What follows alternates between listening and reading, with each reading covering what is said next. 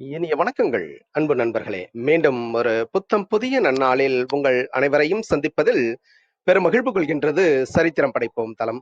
நமது தளத்தின் முதல் படிநிலையாக நேர்மறை சிந்தனைகளை நம்மிடையே விதைக்க வருகின்றார் அன்பு தங்கை ரேவதி சிவசங்கரன் அவர்கள்.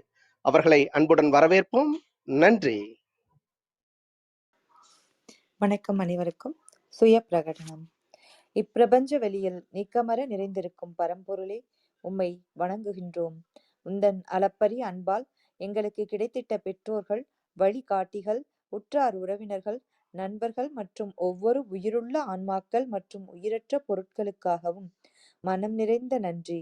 உந்தன் அபரிமிதமான படைப்பால் இப்பூ உலகு உந்தன் எழில் நிறைந்த இயற்கையாலும் நிறை வளங்களாலும் நீடித்த நலங்களாலும் ஆகச்சிறந்த நேர்மறை எண்ணங்களாலும் இவ்வுன்னத உலகிலும் எங்கள் உயிர்த்துடிப்புள்ள உள்ளங்களிலும் நீக்கமர நிறைந்துள்ளது. உந்தன் அளப்பரிய அன்பினாலும் அருளினாலும் ஆசீராலும் நாங்கள் ஒவ்வொருவரும் உயர்ந்த உன்னதமான வாழ்வியல் பயணத்தை நிறைவுடனும் நிம்மதியுடனும் அன்றாடம் மேற்கொண்டு வருகின்றோம் ஆகச்சிறந்த வழிகளில். இதனால் நாங்கள் இச்சமூகத்தின் இன்றியமையாதவர்கள் என்பதையும், சீரிய வழியில் பயணிக்கும் அளவிற்கு ஆக்கப்பூர்வமான வழிகளில் எங்களை அன்றாடம் புதுப்பித்து வருகின்றோம் உந்தன் ஒப்பற்ற வழி நடத்துதலுடன். சிறு துளி பெருவெள்ளமாகும் என்பதைப் போல் நாங்களும் சிறுக சிறுக சாதனை துளிகளை கோர்த்து வருங்கால சரித்திரத்தை ஆக்கப்பூர்வமான முன்னெடுப்புகளால் அலங்கரிக்கும் வரம் தாரும். அனைவருக்கும் நன்றி, அனைத்திற்கும் நன்றி, ஆண்டவனுக்கும் நன்றி, மிக்க நன்றி அனைவருக்கும். நன்றி. நன்றிங்கம்மா அன்பு தங்கை.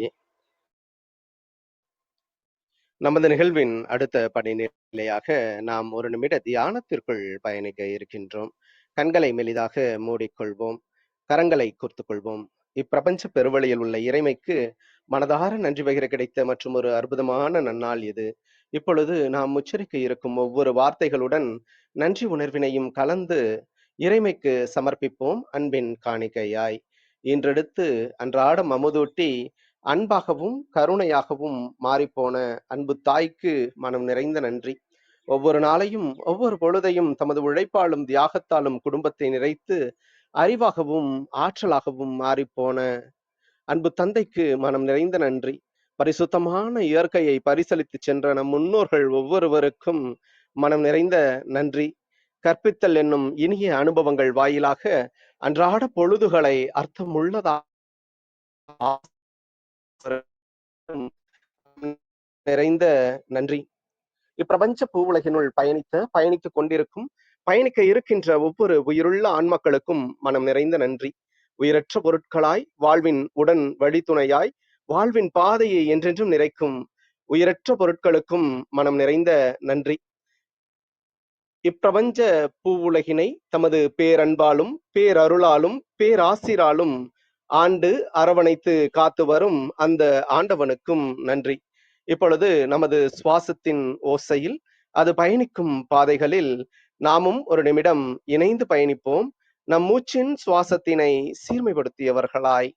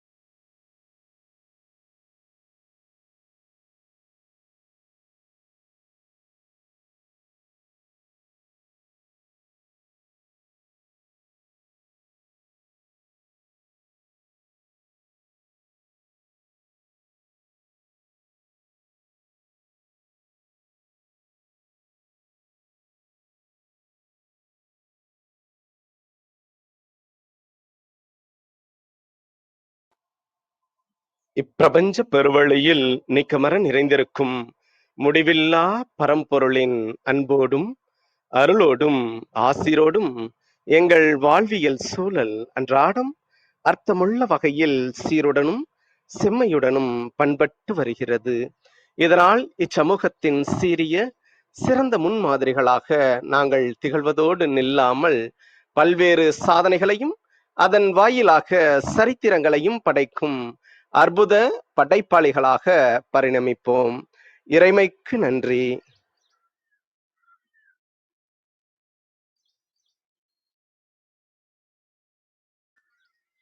இனிய வணக்கங்கள் அன்பு நண்பர்களே.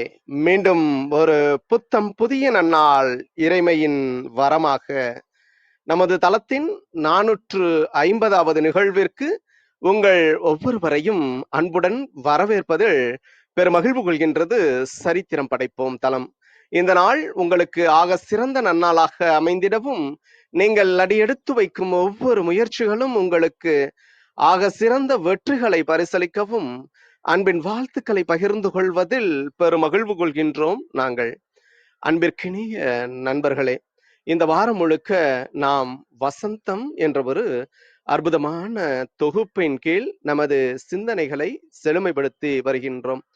தாவரங்களின், மரங்கள், செடிகள் மற்றும் தாவரங்களின் வாழ்வியலில் வசந்தம் என்பது என்றென்றும் அந்த இலையுதிர் காலத்திற்கு பிறகு வரக்கூடிய ஒரு அற்புதமான பருவ சூழலாகவும் தம்மை தாமே புதுப்பித்துக் கொள்ளக்கூடிய ஒரு அற்புதமான நிகழ்வாகவும் இயற்கை வெகு அழகாக வடிவமைத்துள்ளது. நமது வாழ்வியலிலும் வசந்தம் என்பது எப்பொழுதும் நம்மை நாம் இன்னும் சுய ஆய்விற்கு உட்படுத்தி நம்மில் நாம் தெளிந்து மிக சிறப்பான ஒரு வாழ்வியல் பாதையை நாம் எதிர்கொள்ளும் பொழுது வசந்த காலம் நம்மிலும் துளிர்க்க ஆரம்பிக்கின்றது. இந்த வசந்த காலத்திற்கு முன்னோடியாக கடந்த வாரம் சொல் என்ற ஒரு தொகுப்பின் வாயிலாக நாம் பயணித்திருந்தோம். சொல் எப்பொழுதும் சிறந்த செயலாக பரிமாற்றம் பெறும் பொழுது அது எப்பொழுதும் வாழ்வியல் வசந்தமாக மாறித்தான் போகின்றது. எந்த அளவிற்கு செயல் வளம் மிக்கவர்களாக செய்கின்ற ஒவ்வொரு செயல்களிலும் நம்மை நாம் கரைத்து மிக சிறப்பாக நமது வாழ்வியலை எதிர்கொள்ளும் பொழுது வாழ்க்கை என்றென்றும் தனித்துவம் மிக்கதாக மாறித்தான் போகின்றது. இன்று நமது எளிய அழைப்பினை ஏற்று நமது நிகழ்வின் சிறப்பு அழைப்பாளராக, சிறப்பு பேச்சாளராக அன்பு சகோதரர் அசோக் மணி அவர்கள் இன்று நம்மிடையே சிறப்புரையாற்ற இணைந்திருக்கின்றார். நிறைய புத்தகங்களை தேடி தேடி தேடி வாசித்து அதன் வாயிலாக தமது வாழ்வியலில் வசந்தத்தை நோக்கிய ஒரு பயணத்தை ஒரு முன்னோடியாக எடுத்து செல்வதில் வல்லவராக இருக்கக்கூடிய இளம் தலைமுறையின் ஆளுமை மிக்க ஒருவராக அசோக் மணி அவர்கள் எப்பொழுதும் திகழ்ந்து வருகின்றார். தம்மை எளிமையின் அடையாளம் கொண்டு எப்பொழுதுமே தம்மை என்றும் முன்னிலைப்படுத்தாது தம்முடைய செயல்களை என்றென்றும் முன்னிலைப்படுத்தக்கூடிய அன்புள்ளம் நிறைந்தவராக பயணித்து வருபவர். அவர் இன்று நமது தளத்தில் 450வது நிகழ்வில் பங்கேற்று வாழ்வியல் வசந்தம் என்ற ஒரு அற்புதமான தலைப்பின் கீழ் நமக்கு சிறப்புரையாற்ற இணைந்துள்ள தருணங்களுக்காக சொல்லரங்க சொந்தங்களாகிய அன்பு நண்பர்கள் ஒவ்வொருவருடனும் இணைந்து சரித்திரம் படைப்போம் தளம் அவரை இந்நிகழ்விற்கு வருக வருக வருக என்று வரவேற்பதில் பெருமகிழ்வு கொள்கின்றது. வாருங்கள், அடுத்த 50 நிமிடங்கள் வாழ்வியல் வசந்தத்தை நோக்கிய அற்புதமான பயணத்தில் நாமும் இணைந்து கொள்வோம். நமது வாழ்வியல் புத்தகத்தில் புத்தம் புதிதாய் இன்று மலர்ந்துள்ள புதியதோர் பக்கத்தின் அழகியதோர் அத்தியாயத்தினை வாழ்வியல் வசந்தத்தோடு செழுமைப்படுத்துவோம். நமது வாழ்வியல் வழிகளை இன்னும் செம்மைப்படுத்துவோம். நன்றி.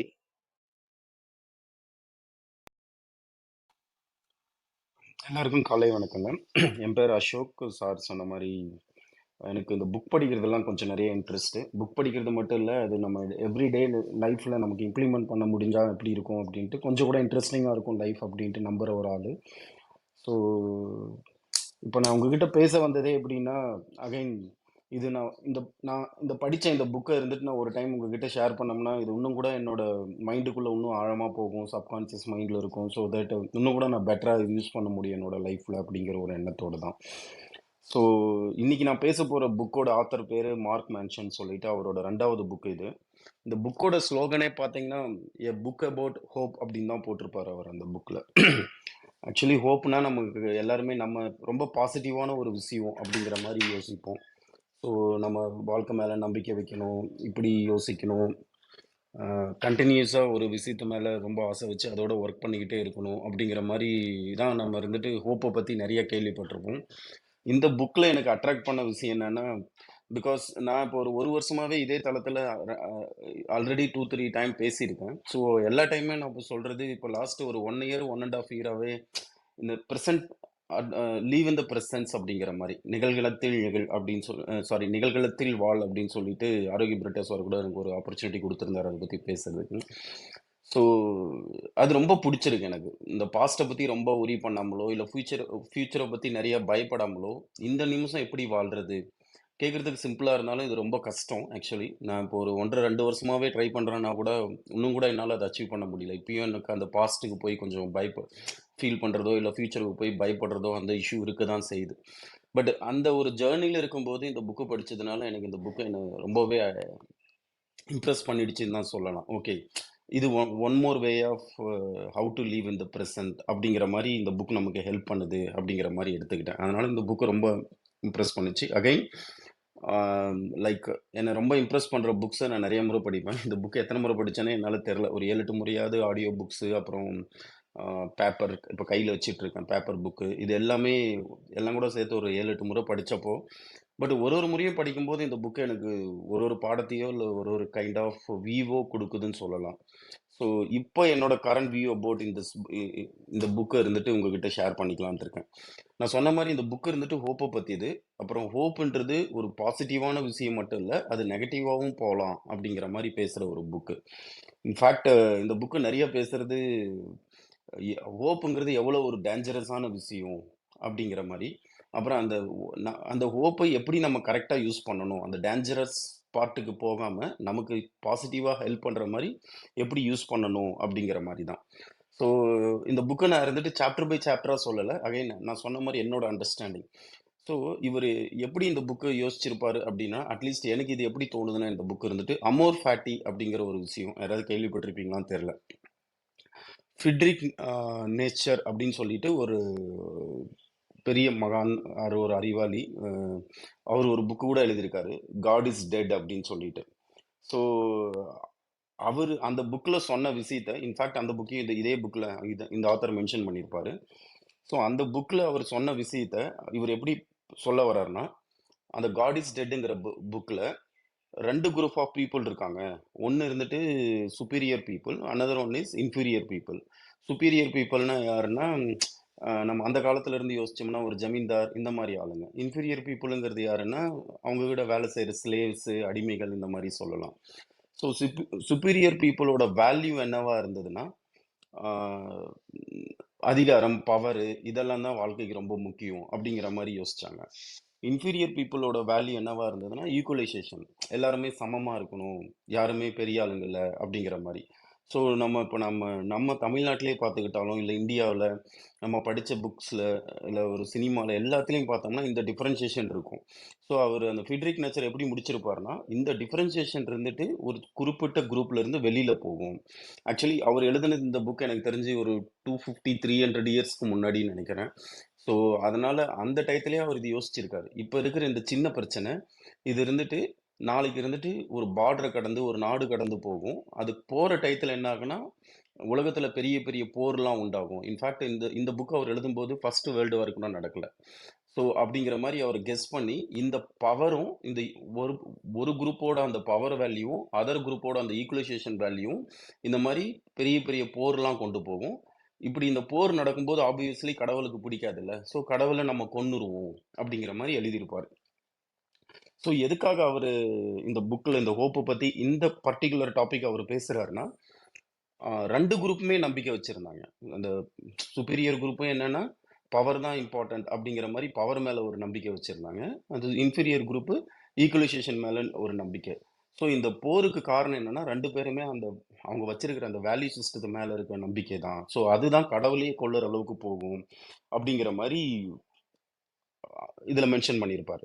ஸோ இப்ப இருந்துட்டு அந்த ஃபர்ஸ்ட் பார்ட் ஆஃப் புக்குக்கு வந்தோம்னா, இப்ப அந்த ஹோப்னா என்ன? இந்த புக் எங்கிருந்து தொடங்குதுன்னா, ஹோப்னா என்ன? ஃபர்ஸ்ட் அத பத்தி அண்டர்ஸ்டாண்ட் பண்ணிக்கலாம். எந்தெந்த மாரி ஹோப்ஸ் இருக்கும் அப்படின்னு. ஹோப்புங்கிறது என்னன்னா, எப்பயுமே நம்ம எதிர்பார்க்கிறது ஒரு பெட்டர் லைஃப் மேல. இப்ப இருக்கிற லைஃப்ப நம்ம சரியா வாழாம, நாளைக்கு எனக்கு ஒரு நல்ல லைஃப் கிடைக்கும் அப்படிங்கிற ஒரு நம்பிக்கையோட நம்ம வாழ்றோம் பார்த்தீங்களா? அதுதான் ஹோப் அப்படிங்கிறாரு. 3 டைப்ஸ் ஆஃப் ஹோப்ஸ் பீப்புளுக்கு இருக்கும்னாரு. ஒண்ணு இருந்துட்டு என்னன்னா, கைண்ட் ஆஃப் ஹீரோயிட்டிக். யாராவது ஒரு ஹீரோ வந்து இந்த சினிமாலலாம் வர மாரி, ஒரு ஹீரோ வந்து இல்லன்னா ஒரு போராளி வந்து நம்மள காப்பாத்த போறாரு அப்படிங்கிற மாரி ஒரு ஹோப் இருக்கும். அதுக்கு ஒரு கதை சொல்லியிருப்பாரு அவரு. இந்த ஹிட்லர் டைட்டில் நடந்தப்போ ஒரு போலீஸ்காரர் இருந்துட்டு அந்த ஹாஸ்டேஜ் கேம்புக்குள்ள போயிட்டு அந்த மாரி சொல்லிட்டு அது இன்ஃபாக்ட் இட் இஸ் கற்பனை கதை தான். பட் ஆனா ஹிட்லர் டயத்துல இருந்த மக்கள்லாம் நெனச்சிருப்பாங்க. அந்த மாரி யாராவது வந்து நம்மள காப்பாத்தணும் அப்படின்னு சொல்லிட்டு. ஸோ அந்த மாரி ஒரு ஹோப் இருக்கும்.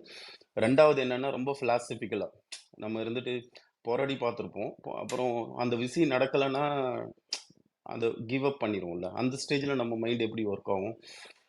எனிவே இந்த உலகம்ன்றது இந்த பிரபஞ்சம்ன்றது ரொம்ப பெருசு. இதுல இருக்கிற நான் ஒரு தூசு தான். எனக்கு இருக்கிற பிரச்சனை எவ்வளோ பெரிய பிரச்சனை ஆயிட போகுது. ஸோ அதனால இதெல்லாம் பெரிய பிரச்சனையே இல்ல. லைஃப் வந்துட்டு நாளைக்கு பெட்டர் ஆயிடும். அப்படிங்கிற மாரி ஒரு ஹோப் வரும். ஸோ இது 2வது ஹோப் அப்படின்னுவாங்க. ஸோ அவரு பேசுற 3வது ஹோப் என்னன்னா, ஸோ இன்னைக்கு நான் நல்ல ஒர்க்கோ ஏதோ ஒண்ணு பண்ணேன்னாலும், நாளைக்கு இருந்துட்டு என்னோட லைஃப் ரொம்ப ரொம்ப பெட்டரா இருக்கும். அப்படிங்கிற மாரி ஒரு நம்மையும் அறியாம அந்த மாரி நம்ம இது பண்ண ஆரம்பிச்சுருவோம். எக்ஸ்பெக்ட் பண்ண ஆரம்பிச்சுருவோம் அப்படின்னு சொல்லிட்டு. ஸோ இத இந்த மாரி 3 விதமான ஹோப்ப சொல்லிட்டு, ஒரு மனுஷனுக்கு எப்படி ஹோப் டெவலப் ஆவுது அப்படிங்கிற மாரி கொண்டு போவாரு. அதுக்கு என்னன்னா, ஒரு மனுஷனுக்கு ஒரு ஹோப் இருந்துட்டு டெவலப்பும், மெயின்டெயினும் பண்ணணும்னா, அதுக்கு 3 இம்பார்ட்டன்ட் காம்போனன்ட்ஸ் வேணும். ஒண்ணு இருந்துட்டு செல்ஃப் கண்ட்ரோல். என்னால இது முடியும் அப்படின்னு சொல்லிட்டு எல்லாருக்குமே ஒரு நம்பிக்கை இருக்கும் பார்த்தீங்களா? அதுதான் அதோட ஃபர்ஸ்ட் ஸ்டார்ட்டிங்கிறாரு. 2வது அந்த மனுஷனுக்கு இருக்கிற வேல்யூ சிஸ்டம். என்னால முடியும்ன்றது மட்டும் கிடையாது. என்ன முடியும்ன்றதுக்கு ஒரு வேல்யூ சிஸ்டம். அகைன் நம்ம முன்னாடி பேசின மாரி என்னால ஒரு பவர் அடைய முடியும். என்னால இந்த ஒரு ஈக்குவலைசேஷன கொண்டு வர முடியும் அப்படின்ட்டு ஒரு value system. So self control இருக்கணும். அந்த செல்ஃப் கண்ட்ரோல் இம்போஸ் பண்றதுக்கு ஒரு வேல்யூ சிஸ்டம் இருக்கணும். 3வது என்னன்னா, அதுக்கு ஒரு கம்யூனிட்டி இருக்கணும். இதே மாரி இருக்கிற மைண்ட் செட் இருக்கிற நெறைய பீப்பிள நம்ம பார்த்தோம்னா, ஓகே நாம மட்டும் தனியா இல்ல. ஸோ ஒரு பெரிய கிரவுடே இருக்கு. ஸோ எல்லாருமே சேரும்போது அந்த ஒரு கம்யூனிட்டியா ஃபார்ம் ஆச்சுன்னா, நம்மளோட கோல இன்னும் கூட சீக்கிரம் அச்சீவ் பண்ணலாம். அப்படிங்கிற மாரி ஒரு ப்ராசஸ் ஸ்டார்ட் ஆகும்ன்ற மாரி சொல்லுவாரு. இது என்னன்னா, இந்த 3மே நான் சொன்னேன்ல செல்ஃப் கண்ட்ரோல், வேல்யூஸ் அப்புறம் கம்யூனிட்டின்ட்டு. இது 3மே 30 பேஜுக்கு டிஸ்கஸ் பண்ணிருக்காரு. செல்ஃப் கண்ட்ரோல்னா என்ன? வேல்யூஸ்னா என்ன? அப்புறம் இந்த கம்யூனிட்டி எப்படி ஃபார்ம் ஆகுது? அப்படிங்கிற இந்த பாயிண்ட்ஸ 30 பேஜுக்கு டிஸ்கஸ் பண்ணியிருக்காரு. நான் முடிஞ்ச வரைக்கும் அது ரொம்ப ஷார்ட்டா சொல்றேன். ஸோ செல்ஃப் கண்ட்ரோல் பத்தி இவரு பேசுறது என்னன்னா, நம்ம பிரெயின்ல 2 பார்ட் இருக்கு. Feeling brain and thinking brain அப்படின்னு சொல்லிட்டு. நம்ம ரைட் பிரெயின், லெஃப்ட் பிரெயின் சொல்லுவோம்ல, அந்த மாரிலாம் இல்ல. இது இது இதனால நம்மளால பார்க்கவே முடியாது. பட் இது scientifically proven fast fast thinking fast thinking brain and slow thinking பிரெயின்ட்டு 2 டைப் ஆஃப் பிரெயின் இருக்கு அப்படிங்கிற மாரி சொல்றாரு அவரு. And it is proven also. அதுக்கும் தனியா ஒரு புக்க பத்தி மென்ஷன் பண்ணியிருப்பாரு. திங்கிங் ஃபாஸ்ட் அண்ட் ஸ்லோன்னு சொல்லிட்டு. ஸோ அந்த புக்கையும் நான் படிச்சேன். இந்த இந்த புக்கு படிக்கும்போது எனக்கு அது பிடிச்சிருந்தது. நான் அதையும் வாங்கி படிச்சேன். ஸோ பேசிக்கலி அந்த புக்கு பூராமே இந்த 2 பிரெயின் எப்படி ஒர்க் பண்ணும் அப்படிங்கிற மாரி தான் எக்ஸ்பிளைன் பண்றாரு. ஸோ திங்கிங் பிரெயின்றது என்னன்னா, ஃபேக்ட்ஸ் பத்தி யோசிக்கும். அப்புறம் ரொம்ப லாஜிக்கலா திங்க் பண்ணும். பட் ஃபீலிங் பிரெயின்ன்றது என்னன்னா, ஃபேக்ட்ட பத்தி கவலையே படாது. அது என்ன ஃபீல் பண்ணுதோ அத மட்டும் தான் யோசிக்கும். ஆனா ஆ லாஜிக்கலு இதெல்லாம் ஒண்ணுமே கவல பண்ணாது. அது என்ன ஃபீல் பண்ணுது அதுதான். ஸோ இப்படி வேணா வச்சுக்கலாம். திங்கிங் பிரெயின்ன்றது உண்மைய சொல்லப்போனா, நம்ம என்ன பண்ணணும் அப்படின்னு நம்ம நெனைக்கிறோமோ, அதுதான் thinking brain. For example okay நாளைக்கு இருந்துட்டு ஃப்ரெண்ட்ஸோட வெளியில சினிமா போலாம் அப்படிங்கிற ஒரு ஃபீலிங் வருது நமக்கு. பட் திங்கிங் பிரெயின் சொல்லும், இல்ல இந்த மாசம் ஆல்ரெடி பட்ஜெட் நம்ம கிராஸ் பண்ணிட்டு இருக்கோம். இப்போ படத்துக்கு போயிட்டு வந்தோம்னா ரூ. 1000 ஆகும். அப்படின்ட்டு நமக்கு ஒரு தாட் வருது பார்த்தீங்களா? இது எல்லாமே திங்கிங் பிரெயின். அந்த ஃபீலிங் பிரெயின்றது என்னன்னா, பார்த்துக்கலாம். அடுத்த மாசம் கொஞ்சம் கண்ட்ரோலா இருந்துக்கலாம். இப்ப ஜாலியா ஃப்ரெண்ட்ஸோட சினிமா போயிட்டு வரலாம். அப்படிங்கிற மாரி இன்னொரு தாட் வருது பார்த்தீங்களா? நம்ம பிரெயின்குள்ளே. அதுதான் feeling brain. So thinking brain எப்பயுமே ஒரு நியாயமா இருக்கிற ஃபிகர்ஸு, ஃபேக்ட்ஸு, என்ன ரியாலிட்டி, எது பண்ணணும், எது பண்ணக்கூடாது, அந்த மாரி நமக்கு சின்ன வயசுலேருந்தே நமக்கு தோணுன நல்ல விஷயங்கள் மட்டும் சொல்றது. ஃபீலிங் பிரெயின்றது அதையெல்லாம் ஓரமா வச்சுட்டு, எனக்கு இந்த நிமிஷம் எனக்கு சந்தோஷமா இருக்கணும். இல்லன்னா நான் என்ன ஃபீல் பண்றேனோ அத பண்ணணும். அப்படிங்கிற மாரி போற பிரெயின். பட் என்னன்னா, இந்த 2 பிரெயினுமே இருக்கிறதுனால, ஆ எந்த பிரெயின் இம்பார்ட்டன்ட்ன்னு நம்மளால கிளீனா சொல்ல முடியாது. 2 பிரெயினுமே ப்ராப்பரா ஒரு நெகோசியேஷன் பண்ணிட்டு, நல்ல ஒரு ஃப்ரெண்ட்ஷிப்போட போனா மட்டும் தான் லைஃப் நல்லா இருக்கும் அப்படின்ட்டு. பட் ரியாலிட்டி என்னன்னா, ஃபார் எக்ஸாம்பிள் இப்போ நம்ம பிரெயின் இருந்துட்டு ஒரு கார்ன்னு வச்சுக்கிட்டோம்னா, கார்ல 2 பேர் இருக்காங்க. ஒருத்தர் பேரு திங்கிங் பிரெயின், அதர் ஆளோட பேரு ஃபீலிங் பிரெயின். ரொம்ப வருஷமாவே எல்லாருமே என்ன நினைச்சிட்டு இருந்தாங்கன்னா, இந்த காரை ஓட்டுறது திங்கிங் பிரெயின் அப்படின்னு நினைச்சிட்டு இருந்தாங்க.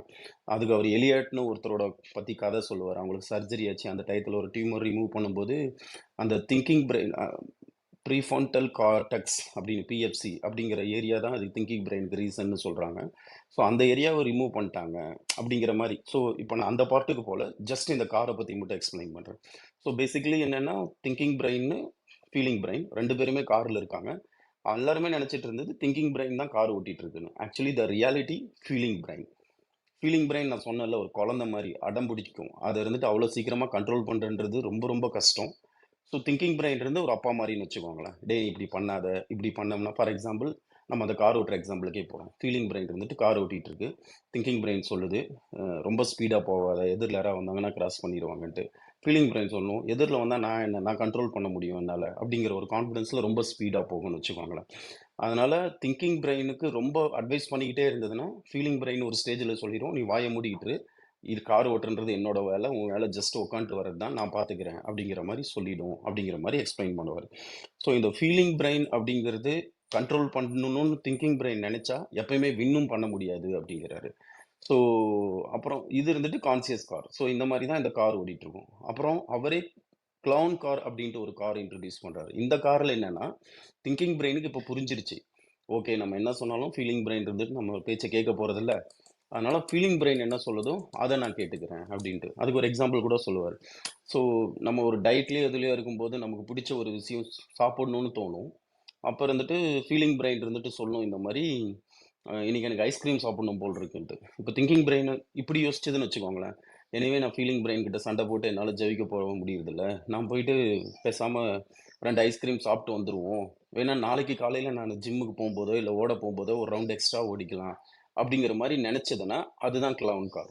ஏன்னா திங்கிங் பிரெயின் ஃபீலிங் பிரெயின் சொல்றது எல்லாமே கேட்கவும் கூடாது. அப்படி கேட்டோம்னா நம்ம லைஃப் இருந்துட்டு ஒரு கிளவுன்னா தெரியல, ஒரு காமெடியன் இல்லை ஒரு சர்க்கஸ்ல வர கோமாளின்னு சொல்லுவோம்ல, அந்த மாதிரி ஆயிடும். அதனால திங்கிங் பிரெயின் அக்செப்டும் பண்ணக்கூடாது. அப்போ இருந்துட்டு what is the best way of handling இந்த ஃபீலிங் பிரெயின் அப்படின்னா, அவர் ஒரு லெட்டர் எழுதுற மாதிரி எழுதுவார். திங்கிங் பிரெயின் இருந்துட்டு ஃபீலிங் பிரெயினுக்கு இருந்துட்டு சாரி நம்ம இருந்துட்டு திங்கிங் பிரெயினுக்கு இருந்துட்டு லெட்டர் எழுதுறோம். ஹே திங்கிங் பிரெயின் அப்படின்ட்டு ஆரம்பிச்சு. ஸோ பேசிக்கலி அவர் என்ன சொல்றாருன்னா, ஃபர்ஸ்ட் ஆஃப் ஆல் நீ ஒன்று அண்டர்ஸ்டாண்ட் பண்ணிக்கணும். உன்னோட ஃபீலிங் பிரெயினுங்கிறது குழந்தை. அதுக்கு பிடிச்ச ஒரே லாங்குவேஜ் எம்பத்தி, அதாவது அதை நீ புரிஞ்சுக்கிட்ட அப்படிங்கிற மாதிரி. அப்புறம் அதை உடனே வின் பண்ணணும்ட்டு ஆசைப்படாத. கொஞ்சம் ரூல்ஸ் அண்ட் ரெகுலேஷன் நீயே வச்சுக்கோ. நல்லாவே தெரியும் ஃபீலிங் பிரெயினை உன்னால் வின் பண்ணவே முடியாதுன்ட்டு. அப்போ அது ரொம்ப டைம் எடுக்கும். அதை ஃபர்ஸ்ட் அக்செப்ட் பண்ணிக்கோ. ஸோ ஃபீலிங் பிரெயினுக்கு பிடிச்ச லாங்குவேஜ் எம்பத்திங்கிறதுனால நீ அதுக்கிட்ட பேசும்போது இப்படி பேசு. அப்பா நீ சொல்கிறது கரெக்டு தான், இன்னைக்கு டயர்டாக இருக்கிறோம், நம்ம ஜிம் போக வேண்டாம். பட் ஃபீலிங் பிரெயினுக்கு எமோஷ்னலாக இருந்துட்டு பேசினா ரொம்ப பிடிக்கும் ஆக்சுவலி. ஸோ நீ நினச்சிக்கோ, இன்னைக்கு ஜிம் போக வேணாம், நானும் உன்னோட பேச்சுக்கு ஒத்துக்கிறேன். பட் இது மட்டும் நினச்சிப்பாரு, எமோஷ்னலாக யோசிச்சுப்பாரு. நீ ஜிம் போயிட்டு நாளைக்கு உனக்கு ஒரு பெட்டர் ஷேப்போ இல்லை ஒரு நல்ல ஒரு ஹெல்த்தோ ஒரு வந்ததுன்னா ஸோ எப்படி ஃபீல் பண்ணுவ, அதை கொஞ்சம் இமேஜின் பண்ணி பாரு அப்படின்ட்டு இமேஜின் பண்ணி பார்க்க சொல்கிறாங்க. அப்போ இருந்துட்டு ஃபீலிங் பிரெயின் யோசிக்குமா, ஆமாம்ல நம்ம ஏன் பண்ணக்கூடாது அப்படின்ட்டு. பட் இந்த அக்செப்டன்ஸ் இருந்துட்டு ரொம்ப ரொம்ப கம்மியான நேரத்துக்கு தான் இருக்கும். ஏன்னா அடுத்தது ஒரு மேக்ஸிமம் ஒரு 5 நிமிஷம்னு வச்சுக்கோங்களேன். மறுபடியும் அந்த 5 நிமிஷத்துக்கு அப்புறம் மறுபடியும் ஃபீலிங் பிரெயின் குழந்த மாதிரி அடம் பிடிக்கும். ஐயோ, போயிட்டு ஓடினோம்னா வலிக்கும், இல்லை ஜிம் போனோம்னா உடம்பு வலிக்கும், நம்ம அதுக்கு பதில் டிவி பார்க்கலாம் அப்படிங்கிற மாதிரிலாம் ஒரு தாட் ப்ராசஸில் மறுபடியும் சண்டை போடுமா. பட் அந்த 5 நிமிஷம் டைம் கிடைக்குதுல்ல, அந்த 5 நிமிஷத்துல திங்கிங் பிரெயின் உடனே ஓகே ஃபீலிங் பிரெயின் ஒத்துக்கிச்சுன்னு அவசர அவசரமா ஓடி போயிட்டு ஒரு ஜிம் ஷூவோ ஏதோ ஒன்று போட்டுடணும். போட்டோம்னா மறுபடியும் அது ஃபீலிங்காக இருக்கும். சரி ஒன்று பண்ணலாம், நம்ம கீழே போய் ஜஸ்ட் ஒரே 1 கிலோமீட்டர் மட்டும் ஓடிட்டு வரலாம். நம்ம இருந்துட்டு 10 கிலோமீட்டர் பண்ண வேண்டாம், 5 கிலோமீட்டர் பண்ண வேண்டாம் அப்படின்ட்டு. ஸோ பேசிக்கலி அவர் என்ன சொல்றாருன்னா, இந்த மாரி கொஞ்சம் கொஞ்சமா தான் நீங்க நெகோஷியேட் பண்ணி ஆவணும். உங்களால இருந்துட்டு ஒரே மிட்டா அதாவது சடனா ஃபீலிங் பிரெயின கண்ட்ரோலே பண்ண முடியாது. அதோட லாங்குவேஜ்லயே பேசி ஒரு குழந்தைய திருத்துற மாரி தான் பண்ணணும். அப்புறம் இந்த பிராக்டிஸ்ன்றது 1 நாள்லயோ, 1 மாசத்துலயோ, 1 வருஷத்துலயோ ஆகாது. சம்டைம் டெக்கேட் அதாவது 10 வருஷம் கூட ஆகுன்றாரு. But it is worth spending இந்த மாரி ஒரு நெகோஷியேஷன் திங்கிங் பிரெயினுக்கும், ஃபீலிங் பிரெயினுக்கும் கொண்டு வருது வொர்த்து. இது இருந்துட்டு எல்லா விஷயத்திலுமே நீங்க பண்ணலாம். இப்ப நம்ம இந்த இதுல இருக்கிற எல்லாருக்குமே இன்னும் இப்ப இங்க நம்ம கேட்டுட்டு இருக்க எல்லாருக்குமே நமக்கு ஆசை இருக்கும். நெறைய புக் படிக்கணும், இல்லன்னா ஜிம்முக்கு போணும், இல்லன்னா நெறைய பணம் சேவ் பண்ணணும், ஃபேமிலியோட டைம் ஸ்பெண்ட் பண்ணணுன்ட்டு இப்படி பெரிய பெரிய எல்லா இந்த சின்ன சின்ன ஆசைகள் தான் ஆக்சுவலி ரொம்ப பெரிய விஷயம்ன்ற மாரி இவங்க சொல்றாங்க இந்த புக்ல. ஸோ இந்த மாரி ஆசைகள் எல்லாருக்குமே இருக்கலாம். ஆனா ஏன் பண்றதில்ல? அவங்களுக்கு இருந்துட்டு டெஃபினெட்லி ரீசன் தெரியும். ஏன் பண்ணணும்? ஃபார் எக்ஸாம்பிள் அகைன் எனக்கு ஹெல்த் ரொம்ப பிடிக்குன்றதுனால நான் மறுபடியும் மறுபடியும் அதே எக்ஸாம்பிள் கோட் பண்றேன். ஒரு ஜிம்முக்கு போகணுங்கிறது நெறைய பேரோட ஆசையா இருக்கலாம். ஒரு காலையில வாக்கிங் போகணுங்கிறது நெறைய பேரோட கனவா கூட இருக்கலாம். நல்லாவே தெரியும் அங்க போனா அவங்க ஹெல்த் ஃபிட் ஆகும், உடம்புக்கு நல்லது எல்லாமே. பட் ஸ்டில் பண்ண மாட்டாங்க. அவங்க கிட்ட கேட்டோம்னா அதுக்கு சொல்றதுக்கு ஆன்சர் என்ன தெரியுமா இருக்கும்? பல டயத்துல நான் என்னோட ஃப்ரெண்ட்ஸோட பேசும்போது நான் இத கேட்டிருக்கேன். நானே என்னால கண்ட்ரோல் பண்ண முடியாத பல விஷயங்களுக்கு இந்த ஆன்சர சொல்லியிருக்கேன். அது என்னன்னா, எனக்கு எல்லாமே தெரியும் கரெக்ட்டு. பட் ஆனா ஐ அம் நாட் எனக்கு அந்த மாரி பண்ணணும்னு தோண மாட்டேங்குது. I am not feeling to do இட்ன்னு சொல்லுவோம். பணம் சேவ் பண்ணணுன்றது எனக்கு நல்லாவே தெரியும். பட் இருந்துட்டு நான் பண்ண மாட்டேங்கிறேன். ஏன்னா, எனக்கு தோண மாட்டேங்குது அப்டின்ட்டு நான் சொல்லியிருக்கேன் நானு. ஸோ அந்த மாரி அ ஃபீலிங் நான் என்ன ஃபீல் பண்றேனோ, அந்த ஃபீலிங் பிரெயின் என்ன நெனைக்குதோ, அத தான் நம்ம பண்ணுவோம் அப்டின்ட்டு. அப்ப அந்த மாரி அவ்ளோ ஒரு இம்பார்ட்டன்ட் ஃபீலிங் பிரெயின இதுதான் பெஸ்ட் வே. நீங்க இப்டி இருந்துட்டு, இத நீங்க இருந்துட்டு பிராக்டிகலி பாசிபிள் இல்லையா? அப்டின்லாம் யோசிச்சுட்டு இருந்தீங்கன்னா, நான் ஒரு எக்ஸாம்பிள்னு சொல்லலாம். இந்த 2 வருஷமா நான் அப்டிதான் பண்ற மாரி எனக்கு தோணுது. ஓரளவுக்கு நெ நெறைய சேஞ்சஸும் நான் பார்த்துருக்கேன். ஸோ அதனால இந்த நெகோஷியேஷன் நம்ம இருந்துட்டு கொண்டு வரணும்னு சொல்றாரு. ஸோ அப்டின்னு சொல்லிட்டு இந்த செல்ஃப் கண்ட்ரோலோட சாப்டர் முடிச்சுட்டு, வேல்யூஸ் பத்தி பேசுறாரு. வேல்யூஸ்ல இருந்துட்டு நம்ம எல்லாருமே ஸ்கூல்ல படிச்சிருப்போம். இந்த நியூட்டன்ஸ் 3 லா பத்தி. ஸோ இவரு லைக் இந்த சயின்டிஃபிக் நியூட்டன் மாரி ஒரு எமோஷனல் நியூட்டன் ஒருத்தர் இருந்திருந்தாருன்னா, இதே 3 லாவ எப்படி கொண்டு வந்திருப்பாரு இந்த வேல்யூ பேஸ் பண்ணி அப்டின்ட்டு. ஸோ ஃபார் எக்ஸாம்பிள் நியூட்டனோட ஒன் ஆஃப் த லா இருந்துட்டு எல்லா அ வினைகளுக்கும் எதிர்வினை இருக்கும்னு சொல்லிட்டு படிச்சிருப்போம்ல. ஸோ அந்த மாரி இவரு வேல்யூவோட எப்படி கொண்டு வராருன்னா, அ ஒருத்தன் உங்கள அடிச்சுட்டான். ஸோ அகைன் அந்த ஃபார் எக்ஸாம்பிள் முன்னாடி சொன்னோம்ல சுப்பீரியர், இன்ஃபீரியர். ஸோ அந்த சுப்பீரியரான ஒரு ஆள், இன்ஃபீரியரான ஒரு ஆள் அடிச்சுட்டாங்கன்னா, சுப்பீரியரான ஆளோட வேல்யூஸ் பவர், இன்ஃபீரியரான ஆளோட வேல்யூ ஈக்குவலைசேஷன். ஸோ 2 பேருமே அதுக்கு போராடுவாங்க. அப்படிங்கிற மாரி சொல்லுவாரு. அடுத்த லா எப்படி கொண்டு போவாருன்னா, உங்களோட செல்ஃப் ஒர்த்துங்கிறது accumulation of your own experience. சின்ன வயசுல இருந்து உங்களுக்கு என்னென்ன எக்ஸ்பீரியன்ஸ் நடந்ததோ அதை பேஸ் பண்ணி தான் உங்களோட செல்ஃப் ஒர்த் இருக்கும். அப்போ இருந்துட்டு உங்களோட செல்ஃப் ஒர்த்தை மாத்தணும்னா உங்களோட வேல்யூ மாத்தணும். உங்களோட வேல்யூ மாத்தணும்னா சின்ன வயசுல இருந்து உங்களுக்கு என்னென்ன எக்ஸ்பீரியன்ஸ் நடந்ததோ அதை இருந்துட்டு நீங்க மாத்தணும். For example if you are not happy about your self worth, நீங்க உங்களை இருந்துட்டு ஒரு செல்ஃப் ரெஸ்பெக்டட் பர்சனா ஃபீல் பண்ணல அப்படிங்கிற மாதிரி உங்களுக்கு ஒரு ஃபீலிங் இருந்ததுன்னா யோசிச்சு பாருங்க ஏன் அப்படின்னு சொல்லிட்டு. ஸோ வந்து பார்த்தோம்னா அது ஒரு வேல்யூல வந்து நிற்கும். நீங்க ஏதாவது ஒரு விஷயத்தை வேல்யூ பண்ணுங்க. ஃபார் எக்ஸாம்பிள் சின்ன வயசுல இருந்துட்டு உங்களுக்கு ஒரு இம்பீரியாரிட்டி காம்ப்ளெக்ஸ் இருக்குன்னு வச்சுக்கோங்களேன். அதான் உங்களோட கரண்ட் சுச்சுவேஷன். இந்த இம்பீரியாரிட்டி காம்ப்ளெக்ஸ் வருது ஏன் அப்படின்ட்டு யோசிச்சு பார்த்தோம்னா, மேபி நம்ம சின்ன வயசுல இருந்து பழகுன ஆளுங்க, நம்மளை சுத்தி இருந்தவங்க, அது எல்லாமே நம்மள கொஞ்சம் அடக்கி வச்சுட்டு இருக்கிற மாரி ஒரு ஃபீலிங் இருந்துகிட்டே இருக்கும். அப்ப நம்ம இருந்துட்டு இதுதான் ஆக்சுவலி செகண்ட் லா. ஸோ இதனால தான் ஏன்னா 3 லா வரதுக்கு முன்னாடி இந்த செகண்ட் லா நம்ம இது இந்த மாரி முடிக்கணும்ட்டு ஆசைப்படுறேன். ஸோ அகைன் சின்ன வயசுலேருந்து ஒருத்தவங்க உங்கள அடக்கி வச்சுக்கிட்டே இருந்தாங்க. ஸோ உங்களுக்கு வந்துட்டு ஒரு இன்ஃபீரியாரிட்டி காம்ப்ளெக்ஸ் இருக்கு. உங்களால ஓப்பனா பேச முடியல. இப்பதான் 3 லா. உங்களோட கரண்ட் வேல்யூ சேஞ்ச் பண்ணணும்னா, ஏதாவது ஒரு புது வேல்யூ வந்துட்டு அந்த கரண்ட் வேல்யூ மேல ஆக்ட் பண்ணா மட்டும் தான் உங்களால கரண்ட் வேல்யூ சேஞ்ச் பண்ண முடியும் அப்படின்னம்னா, இப்போ இந்த இன்ஃபீரியாரிட்டி காம்ப்ளெக்ஸ் எக்ஸாம்பிளுக்கு வந்தோம்னா, சின்ன வயசுல இருந்து ஒருத்தங்க இருந்துட்டு உங்கள ரொம்ப அடக்கி அடக்கி வச்சுக்கிட்டே இருக்காங்க. நீங்க அதனால உங்கள இருந்துட்டு கொஞ்சம் டிப்ரஸ்டா இன்ஃபீரியாரிட்டி காம்ப்ளெக்ஸ்ல ஃபீல் பண்றீங்க. இத மாத்தணும்னா, நீங்க அந்த உங்கள யார் அப்படி பண்றாங்களோ, அந்த ஆள்கிட்ட இருந்து உங்கள தூரமா வச்சுக்கணும். ஸோ நீங்க இருந்துட்டு உங்கள யாராவது பாராட்டுற ஒரு நட்பு வட்டத்த உருவாக்கணும். ஒரு புது வேல்யூ கொண்டு வரணும் அப்டின்னுட்டு, இந்த 3 வேல்யூக்குமே டிஃபரெண்ட்டா எக்ஸாம்பிள் குடுத்துட்டு, ஒரு பார்ட்டி கோயர் இருந்துட்டு எப்படி இருந்துட்டு அதாவது பார்ட்டி தான் பெருசு லைஃப்ல அப்படின்னு நினைச்ச ஒருத்தங்களோட லைஃப் எப்படி அவங்க இருந்துட்டு ஒரு குழந்தைங்கள சேவ் பண்ற ஒரு என்ஜிஓ மாதிரி ஒரு இடத்துக்கு வேல்யூவை போனாங்க அப்படிங்கிற மாதிரி கதைகள்லாம் சொல்லுவாங்க. பட் பேசிக்கலி என்னன்னா எல்லாருக்குமே ஒரு வேல்யூ இருக்கும். அந்த வேல்யூ சிஸ்டம் பேஸ் பண்ணி தான் நம்மளோட செல்ஃப் ஒர்த்தும் நம்மளோட கம்யூனிட்டியும் டெவலப் ஆகுன்ற மாதிரி முடிச்சிருப்பாரு. மூணாவதா என்னன்னா கம்யூனிட்டி. ஸோ இந்த கம்யூனிட்டி என்னன்னா, ஸோ இப்போ நம்ம இந்த சுப்பீரியர் அதே எக்ஸாம்பிளுக்கு திரும்பி போகிறோம்.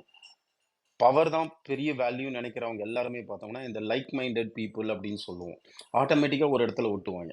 அவங்க பேசும்போது பார்த்தீங்கன்னா ஆஹ், அவங்களுக்கு தெரியாது இவனோட வேல்யூ என்னோட வேல்யூ ஒத்து போகுதுன்ட்டு. பட் அவன் பேசுறது எனக்கு பிடிச்சிருக்கு ஏன்னா நானும் அப்படிதான் ஃபீல் பண்றேன் அப்படிங்கிற மாதிரி மேலோட்டமா யோசிச்சுட்டு நம்ம இருந்துட்டு ஒரு ஒரு கூட்டம் ஃபார்ம் பண்ண ஆரம்பிப்போம்.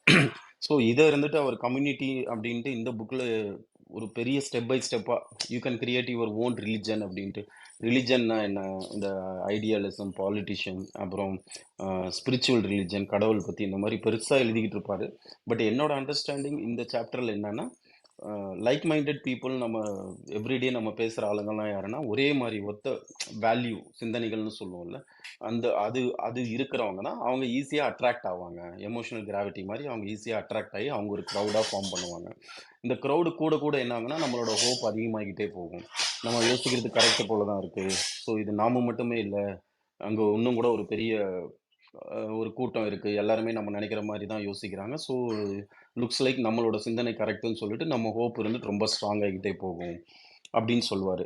ஸோ இப்போதான் அந்த அஹ், 5வது சாப்டர்னு நினைக்கிறேன். இப்போ 4 சாப்டர் முடிஞ்சது. Different of words sense of self control, values, கம்யூனிட்டின்னு. 5வது சாப்டர் தான் நான் முதல்ல ஆரம்பிச்ச அந்த ஃபீட்ரிக் நேச்சரை பற்றி சொல்லுவார். ஸோ இது எல்லாமே ரேப் அப் பண்ணுறது எப்படின்னா, ஸோ இந்த மாதிரி டெவலப் ஆன ஒரு ஹோப்பு ஃபீட்ரிக் நெச், அதை தான் ஃபீட்ரிக் நெச் டிஸ்கஸ் பண்ணுறாரு. ஸோ இது குட் ஆர் பேடா அப்படின்னு யோசிக்கிறத விட ஹோப்பே இல்லாத ஒரு லைஃப் எப்படி இருக்கும். ஏன்னா நீங்கள் ஹோப் இருந்துட்டு மகாத்மா காந்திக்கு ஒரு ஹோப் இருந்தது, நம்ம இருந்துட்டு போராடினோம்னா இந்தியாவுக்கு சுதந்திரம் கிடைக்கும்ட்டு. அவர் என்ன சொல்றாருன்னா ஹிட்லருக்கும் அதே ஹோப் இருந்தது, நம்ம போராடணும்னா இந்த உலகத்தையே அடக்கலான்ட்டு. அதுக்கு அவரோட ஆக்ஷன்ஸு எவ்வளோ கான்சிக்வன்ஸ் வந்தது. ஸோ அதனால ரொம்ப ஹோப்பாக இருக்கிறதும் இட்ஸ் நாட் குட் அப்படிங்கிற மாதிரி அந்த சாப்டரை முடிச்சுட்டு, அதாவது ஹோப்பே இல்லாத ஒரு உலகம் எப்படி இருக்கும் அப்படின்னு யோசிச்சு பாருங்கன்னு சொல்லிட்டு அதுக்கு ஒரு 3-4 சாப்டர் பற்றி டிஸ்கஸ் பண்ணியிருப்பார். அவர் ஃபர்ஸ்ட் டிஸ்கஸ் பண்ணுற சாப்டர் என்னன்னா ஃபார்முலா ஆஃப் ஹியூமனிட்டி. அதாவது ஒரு growth, ஒரு மனுஷன் எப்படி growth ஆகுறான் அப்படின்னு சொல்லிட்டு. ஸோ அகைன் இதுவும் வேற ஏதோ ஒரு புக்கில் இருந்தால் எடுத்தேன் அப்படிங்கிற மாதிரி சொல்லுவார் அவர். பேசிக்கலி அந்த புக்கில் 5 டிஃப்ரெண்ட் டைப் ஆஃப் பீப்புள் கிடையாது, அந்த ஸ்டேஜஸ், த growth ஸ்டேஜஸ் 5 டிஃப்ரெண்ட் டைப்ல இருக்கும் அப்படின்னு சொல்லுவாங்க. அதை இருந்துட்டு இவர் 3ஆ பிரிச்சிருப்பாரு. என்னன்னா யங் சைல்டு, அதாவது குழந்தைங்க. 2வது அடலசன்ஸ், டீனேஜ்னு வச்சுக்கலாம். 3வது என்னன்னா அடல்ட்ஸ் அப்படின்ட்டு. ஸோ இந்த ஒரு ஒரு ஸ்டேஜ்லேயும் காமனாக இருக்கிற வேல்யூஸ் என்ன இருக்கும் அப்படிங்கிற மாதிரி அவர் ஒரு ஒரு சின்ன டிஸ்கஷன் பண்ணியிருப்பார். என்னன்னா ஒன்று இருந்துட்டு குழந்தைங்களோட காமனான ஒரு வேல்யூஸ் என்ன இருக்குன்னா ப்ளஷர் மட்டும்தான் இருக்கும். ஃபார் எக்ஸாம்பிள் ஒரு 4 வயசு குழந்தை, 5 வயசு குழந்தை வீட்டில் இப்போ அம்மா இருந்துட்டு வெளியில் போயிருக்காங்க இல்லை தூங்கிட்டு இருக்காங்க அப்படின்னா அது என்ன பண்ணும், போய் ஃப்ரிட்ஜை கலட்டி ஃப்ரிட்ஜை திறந்து உள்ளே இருக்கிற ஐஸ்கிரீமோ இல்லை ஏதாவது ஒன்று எடுத்து கீழே போட்டு இது பண்ணிகிட்டு இருக்கும். அதுக்கு ஒன்றுமே தெரியாது, அம்மா வந்தாங்கன்னா இது பார்த்தாங்கன்னா அடிப்பாங்க அப்படின்ட்டு. பட் அதுக்கு தெரிஞ்சது இந்த ஐஸ்கிரீம் எடுத்து சாப்பிட்டாலோ இந்த சாக்லேட் எடுத்து சாப்பிட்டாலோ எனக்கு ப்ளஷராக இருக்கும்ன்ட்டு. வேற ஒன்றுமே யோசிக்காது. ஸோ அந்த மைண்டில் ப்ளஷர் மட்டும்தான் இருக்கும்ன்ட்டு. அடுத்தது இந்த அடலசன்ஸ், இப்போ இதே குழந்தை கொஞ்சம் வளருது, ஒரு 16-17 வயசு. மேபி சின்ன வயசுல அந்த 5 வயசுல 6 வயசுல ஒரு எக்ஸ்பீரியன்ஸ் நடந்தது இல்லை அதுக்கு. அது ஐஸ்கிரீம் எடுத்து கீழே போட்டதுனால அம்மா வந்துட்டாங்க, பார்த்தாங்க, 4 அடி விட்டாங்க அப்படின்ட்டு. ஸோ இப்போ அது வளர வளர என்ன ஆகும்னா அதுக்கு தெரியும் ஐஸ்கிரீம் சாப்பிட்டா ரொம்ப ப்ளஷராக தான் இருக்கும். பட் ஆனால் இதை நான் எடுத்து சாப்பிட்டேன்னா எங்கள் அம்மா என்ன அடிப்பாங்க, என்னோட அம்மா அடிக்கிறத விட இந்த ஐஸ்கிரீம் எனக்கு பெரிய விஷயம் கிடையாது, அதனால நான் திருட மாட்டேன் அப்படிங்கிற ஒரு கட்டத்துக்கு வரும்ல. அதில் தான் அடலசன்ஸ், அந்த டீனேஜ் குரூப் அப்படின்னு சொல்றாரு அவரு. ஸோ இந்த வயசுல இருக்கிற வேல்யூ சிஸ்டம் எப்படி இருக்கும்னா அவங்களுக்கு ப்ளஷர் இம்பார்ட்டண்ட்டாக இருக்கும். பட் அந்த ப்ளஷர் அடையிறதுக்கு என்னென்ன ஷார்ட்கட்ஸ் இல்லைன்னா என்னென்ன ஆல்டர்னேட்டிவ்ஸ் இருக்கு அப்படின்னு பார்ப்பாங்களாம். ஸோ மேபி இதே எக்ஸாம்பிள் ஐஸ்கிரீம் சாப்பிடணும், அவங்க டைரெக்டாக போய் ஐஸ்கிரீம் திருடி சாப்பிட மாட்டாங்க, அவங்க அம்மா கிட்ட நெகோஷியேட் பண்ண ஆரம்பிப்பாங்க, அம்மா எனக்கு ஐஸ்கிரீம் வேணும், இல்லைனா வேற ஏதாவது நான் ஹோம்ஒர்க் முடிச்சிட்டேன் எனக்கு ஐஸ்கிரீம் கொடு அப்படின்ட்டு. ஸோ இந்த ஏஜில் இருக்கிற வேல்யூ சிஸ்டம் எல்லாமே ஐ நீட் ப்ளஷர். அது எனக்கு டைரக்ட்டா தொட முடியாது. ஆனா நான் த்ரூ ஆல்டர்னேட்டிவ் வேஸ்ல நானு அந்த ரூல்ஸ வச்சுக்கிட்டு இந்த ரூல் பண்ணோம்னா எனக்கு இந்த ப்ளஷர் கிடைக்கும். அப்படிங்கிற மாரி ஒரு மைண்ட் செட்ல இருக்கிற குரூப் தான் அடலசென்ட் அப்படின்றது. கடைசியா வர்றது தான் அடல்ட்ஸ். ஸோ அடல்ட்ஸ்ங்கிறது என்னன்னா, இந்த குரூப் இருந்துட்டு ரொம்ப வேல்யூவோட நடந்துக்குவோம். ஃபார் எக்ஸாம்பிள், ஒ இந்த குரூப் இருந்துட்டு எந்த ஒரு மனுஷனையும் ஒரு மீனிங்கா ட்ரீட் பண்ணாது. அதாவது அவர் எப்படி எக்ஸ்ப்ளைன் பண்ண வர்றாருன்னா, யூஸ் பண்ண மாட்டாங்க ஆளுங்கள. எனக்கு இவன்கிட்ட நானு நல்லா பேசன்னா, இவன் என்ன நல்லாவன்னு 4 பேர்கிட்ட போய் சொல்லுவாங்க. அப்படிங்கிறதுக்காக இவங்க பண்ண மாட்டாங்க. அவங்ககிட்ட நல்லா பேசுறதுக்கு காரணம் என்ன இருக்கும்னா, அவங்களோட வேல்யூ சிஸ்டம் இருந்துட்டு, நான் யாரையும் ஹர்ட் பண்ணக்கூடாது. எல்லார்கிட்டயும் நல்லா பேசணும். There is a end. அதுதான் அவங்களோட வேல்யூ சிஸ்டம். அந்த ஆளுகிட்ட நல்லா பேசுறதுக்கு காரணம், அது அவனோட value. I want to be talk to good. I don't want to hurt anyone அப்படிங்கிற ஒரு வேல்யூ இருந்ததுன்னா, அவன் அவன்கிட்ட போயிட்டு நல்லா பேசுவான். இ அது இருந்துட்டு எண்ட். அதான். ஸோ பேசிக்கலி என்னன்னா, இந்த வேல்யூ இந்த அடல்ட்ஸ்ல இருக்கிற வேல்யூஸ் அதுதான் முடிவா இருக்கும். அதுக்கப்புறம் ஒரு எக்ஸ்பெக்டேஷனும் இருக்காது. அது ஒரு யூஸ் பண்ண மாட்டாங்க அந்த ஆளுங்கள அப்படிங்கிற மாரி 3 டிஃபரெண்ட் டைப் ஆஃப் குரூப்ல இந்த ஏஜ் குரூப்ல இருக்கும்போது அவங்களோட வேல்யூ சிஸ்டம் எப்படி இருக்கும் அப்படின்னு சொல்லிட்டு அவங்க இருந்துட்டு சொல்லிட்டு இருப்பாரு. அப்புறம் நெக்ஸ்ட் இருந்துட்டு the formula of humanity. Next இருந்துட்டு இப்போ அவர் பேசுறது என்னன்னா, the pain is the universal constant அப்படின்னு சொல்லிட்டு ஒரு சாப்டர் பேசுவார். இந்த 3 கொஞ்சம் ஞாபகம் வச்சுக்கோங்க. ஏன்னா அடுத்த சாப்டர்ல கொஞ்சம் யூஸ்ஃபுல்லா இருக்கும் நான் கனெக்ட் பண்ண போற விஷயத்தோட. ஸோ பெயினை பத்தி நிறைய பேசுவார். In fact E started with the இது கால்டு ப்ளூ டாட் எஃபெக்ட்னு சொல்லிட்டு ஒரு சைக்கலாஜிக்கலி நடந்த ஒரு டெஸ்ட்டை பத்தி. So again group of people ஒரு ரூமுக்குள்ள கூப்பிட்டு ஒரு ப்ளூ டாட்டை காட்டுவாங்க ஒரு சிஸ்டத்தில். ப்ளூ டாட்டும் வரும், பர்பிள் டாட்டும் வரும், அப்புறம் ப்ளூவும் பர்பிளும் கலந்த ஒரு டாட் வரும் அப்படிங்கிற மாதிரி. ஸோ ஃபஸ்ட்டு கொஞ்ச நேரம் ப்ளூ டாட்டை காட்டிட்டு அதுக்கப்புறம் பர்பிளும் எல்லாமே மிக்ஸ் பண்ணி காட்டுவாங்க. பேசிக்கலி அவங்களோட ஃபைண்டிங் எப்படி இருக்கும்னா, இந்த ஒரு 10 நிமிஷம் கழிச்சுட்டு பர்பிள் டாட் காட்டினா கூட ப்ளூங்கிற மாதிரி தான் அவங்க ஆன்சர் சொல்லியிருக்காங்க. ஸோ இதே குரூப்பை மறுபடியும் வேற ஒரு ரூமுக்கு கொண்டு போயிட்டு 2 விதமான ஃபோட்டோ காட்டுவாங்க. என்னன்னா, ஒரு ஃபோட்டோ இருந்துட்டு ரொம்ப ஹாப்பியா இருக்கிற மாரி ஃபோட்டோ. இன்னொரு ஃபோட்டோ இருந்துட்டு கொஞ்சம் கோவமா இருக்கிற மாரி ஃபோட்டோ காட்டுவாங்க. மனுஷங்களோட ஃபோட்டோ. அதே மாரி ப்ளூ டாட் மாரி கொஞ்ச நேரம் மாத்தி மாத்தி காட்டுவாங்க. ஒரு ஸ்டேஜுக்கு மேல ஹாப்பியா இருக்கிற ஃபோட்டோ மட்டுமே காட்டுவாங்க. பட் இவங்களுக்கு இருந்துட்டு இந்த ஆளுங்கலாம் என்ன சொல்லுவாங்கன்னா, கோவமா இருக்கிற இவங்க கோவமா இருக்காங்கன்ற மாரி நெறைய வோட் பண்ணுவாங்க. அதே மறுபடியும் ஒரு பாசிட்டிவ் ப்ரொபோசல்ஸ்க்கு ஒரு நெகட்டிவ் ப்ரொபோசல்ஸ் குடுப்பாங்க. ஒரு கேஸ் ஸ்டடி மாரி. இப்ப இருந்துட்டு இந்த கேஸ் ஸ்டடி நடக்கும்போது ரொம்ப பாசிட்டிவான ப்ரொபோசல்ஸ் எல்லாமே அவங்களுக்கு நெகட்டிவா தெரிய ஆரம்பிச்சிருக்கு. ஸோ இது சேம் குரூப் ஆஃப் பீப்புள் டிஃப்ரெண்ட்டா இந்த 3 மாரி பண்ணி என்ன சொல்ல வந்திருக்காங்கன்னா, ஹியூமன் பிரைன் இருந்துட்டு நம்ம இருந்துட்டு எப்பயுமே ஒரு நெகட்டிவான விஷயத்த பத்தி தான் யோசிக்கிற மாரி உருவாக்கப்பட்டிருக்கு. நம்மள சுத்தி எவ்வளோ பாசிட்டிவான விஷயங்கள் இருந்தாலும், நம்ம இருந்துட்டு அந்த நெகட்டிவா அதாவது ஒரு ஒயிட் போர்ட்ல இருக்கிற ஒரு பிளாக் மார்க்கு அந்த மாரின்னு வச்சுக்கோங்களேன். ஸோ நம்மள சுத்தி எவ்வளோ நல்ல விஷயம் இருந்தாலும், ஃபர்ஸ்ட்டு நமக்கு நெகட்டிவா என்ன நடக்குதோ, அத தான் நம்ம மைண்டு ஃபோக்கஸ் பண்ணும். அப்டின்னுட்டு இந்த பெயினோட அவர் வந்துட்டு கனெக்ட் பண்ணுவாரு. ஸோ பெயின்ன்றது லைஃப்ல எப்பயுமே இருந்துகிட்டே தான் இருக்கும். Pain is universal constant. அது இல்லாம உங்களோட லைஃப் ஒரு நாளும், 1 மணி நேரமும், 1 நிமிஷமும் இருக்கவே இருக்காது. ஸோ நீங்க பெயின அக்செப்ட் பண்றது தான் பெஸ்ட் வே அப்படிங்கிற மாரி சொல்லுவாரு அவரு. ஸோ பெயின அக்செப்ட் பண்றதுன்னா என்ன? ஓகே. அகைன் நான் இது லாஸ்ட் டைமு இவரோட வேற ஒரு புக்கு பேசும்போதும் நான் இதே பாயிண்ட் தான் சொன்னேன். அகைன் நம்ம ஜிம் எக்ஸாம்பிளுக்கே வருவோம். ஜிம்முக்கு போறதுங்கிறது பெயின். அங்க போயிட்டு ஒரு எக்ஸர்சைஸ் பண்றதோ, ஒரு வாக்கிங் போறதோ, it is painful to the body. But ஆனா நம்ம இந்த பெயின எடுத்துக்கலன்னா, கொஞ்ச நாள் கழிச்சு நம்ம ஹெல்த்துக்கு இருந்துட்டு டெஃபினெட்லி ஒரு ஏதாவது ஒரு ஹெல்த் இருந்துட்டு நல்லா இருக்காதுன்னு வச்சுக்கோங்களேன். அதுவும் ஒரு பெயின். ஸோ நீங்க தான் சூஸ் பண்ணணும் எந்த பெயின நீங்க எடுத்துக்கிறீங்க அப்படின்னு சொல்லிட்டு. அதுக்கப்புறம் இதே மாரி ஒரு எக்ஸாம்பிளுக்கு ஒரு சேவிங் ஆகட்டும், இல்லன்னா ஃப்ரெண்ட்ஸோட வெளில போற எக்ஸாம்பிள் ஆகட்டும், எல்லா எக்ஸாம்பிளுக்குமே எல்லா விஷயத்திலும் 2 விதமான பெயின் இருக்கும். அத ஐடென்டிஃபை பண்ணி எந்த பெயின் உங்களுக்கு இம்பார்ட்டன்ட் அப்படிங்கிற மாரி யோசிங்க அப்படின்னு சொல்லுவாரு. அகைன் ஜாப் கிடைக்கிறது எல்லாத்தையும் இந்த மாரி கொண்டு போவாரு. இந்த இந்த சாப்டர் அவர் ராப் அப் பண்ற விதம் என்னன்னா, ஆ ஒரு புத்திஸ்ட் மாங்க் வியட்நாம்ல. ஸோ உண்மையிலே அது நடந்த ஸ்டோரி. அதோட ஃபோட்டோவும் போட்டிருக்காரு அவரு அந்த புக்ல. ஸோ ஒரு பெரிய கதை அது. என்னன்னா, பிரெஞ்சுக்காரங்களோ, யூரோப்காரங்களோ வியட்நாம் இருந்துட்டு பிடிச்சிட்டு இருக்கும்போது, தே வேர் டார்ச்சர்டு மெனி புத்திஸ்ட் மங்க் இருக்கிற எந்த ஒரு ரைட்ஸும் குடுக்கல அப்படின்லாம் போயிட்டு இருக்கும். இவங்களும் ரொம்ப போராடி பார்த்துருப்பாங்க. ஒரு நாள் என்ன ஆயிடும்னா, அங்க இருக்கிற நம்ம ஊர் செக்ரட்டரியேட் மாதிரின்னு வச்சுக்கோங்களேன், அசெம்பிளி மாதிரின்னு வச்சுக்கோங்களேன்.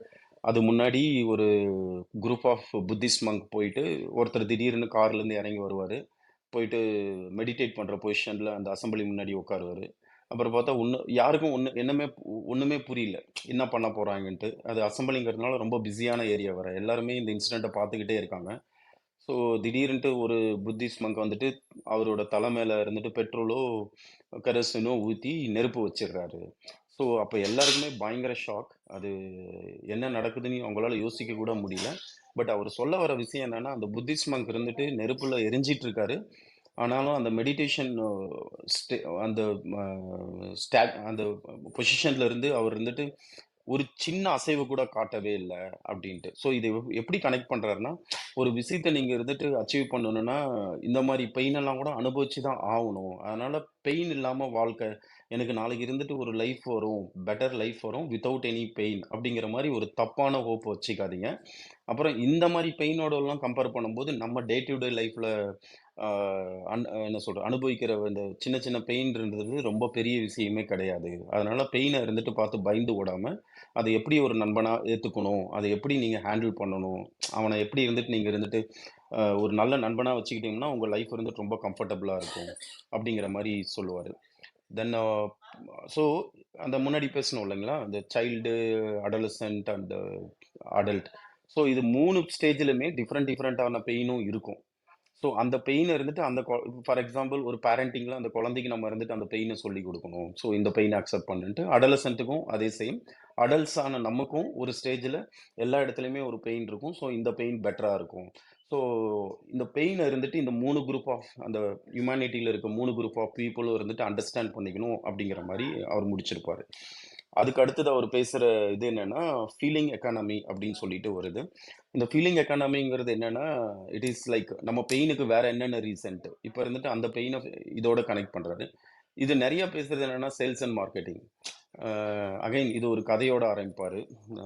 சம் 150 இயர்ஸ் 100 இயர்ஸ்க்கு முன்னாடி ஏதோ ஒரு marketing is called as a market father of மார்க்கெட்டிங்கிறாரு. அவர் பேர் மறந்துட்டேன். ஸோ அவர் இருந்துட்டு சிகரெட் சேலை எப்படி டெவலப் பண்ணணும் அப்படின்னு யோசிச்சுட்டு ஒரு சிகரெட் கம்பெனி என்னென்னமோ ரிசர்ச்லாம் பண்ணி பார்த்தாங்க. யாருக்குமே இருந்துட்டு என்ன கரெக்டான ஒரு டிசிஷன் எடுக்கிறதுன்ற ஒரு ஐடியா இல்லாமல் இருந்தது. அப்போ இருந்துட்டு இவர் ஒரு மார்க்கெட்டிங் ஸ்ட்ராட்டஜி நான் கொண்டு வரேன்னு சொல்லிட்டு கம்பெனிக்கு யார்கிட்டையும் சொல்லாமல் அடுத்த நாள் பண்ணியிருக்காரு. அவர் என்ன பண்ணியிருக்காருன்னா, ஒரு 100 உமன்ஸ் இருந்துட்டு அந்த ஊரில் இருக்க ஒரு பிஸியான ஸ்ட்ரீட்டுக்குள்ளே நடக்க வச்சுட்டு ஒரு மார்ச் மாதிரி அவங்க நடந்துட்டே இருப்பாங்க. திடீர்னு ஒரு இடத்துல நின்று அவங்க கேப் போட்டிருப்பாங்க. அந்த கேப் எல்லாத்தையுமே தூக்கி போட்டுட்டு சிகரெட் பற்ற வச்சு லைட் பண்ணணும் அப்படின்னு சொல்லிட்டு இதுதான் ஆடு. அடுத்த நாள் பேப்பரில் வந்ததுன்னா something like who are you to stop me to be equal to you அப்படிங்கிற மாதிரி. ஸோ உமன்ஸ் எல்லாம் கேட்குற மாதிரி மென்ஸை பார்த்து நீ யார் என்ன உனக்கு ஈக்குவலாக இருக்கிறது தடுக்கணுன்ட்டு. ஸோ பேசிக்கலி அவர் என்ன சொல்ல வர்றாருன்னா அந்த கேப்ஷன் இருந்துட்டு it created a feeling brain. உமன்ஸோட இருக்கிற ஃபீலிங் பிரெயினில் ஆமாம் இல்லை நம்ம ஏன் அவங்களுக்கு என்ன கம்மியா, ஸோ நம்மளும் we are equal to the womens அப்படிங்கிற மாதிரி ஒரு ஃபீலிங்கை கொண்டு வந்தது. அதுக்கப்புறம் அந்த நாட்டில் பர்டிகுலர்லி அங்கேருந்து தான் லேடிஸ் எல்லாமே ஸ்மோக் பண்ண ஆரம்பித்தாங்க எல்லாருமே. அந்த ஆடுக்கு அப்புறம் தான் அப்படிங்கிற மாதிரி அவர் சொல்லுவார். ஸோ பேசிக்கலி இது எல்லாமே ஒரு மார்க்கெட்டிங்கோடது அகைன். ஸோ இந்த மார்க்கெட்டிங் இருந்துட்டு நம்ம ஃபீலிங் அவங்க நல்லாவே புரிஞ்சு வச்சுருக்காங்க. நம்ம ஃபீலிங் பிரெயினை ஸ்டிமுலேட் பண்ணி விட்டோம்னா நம்ம என்ன வேணாலும் வாங்குவோம்.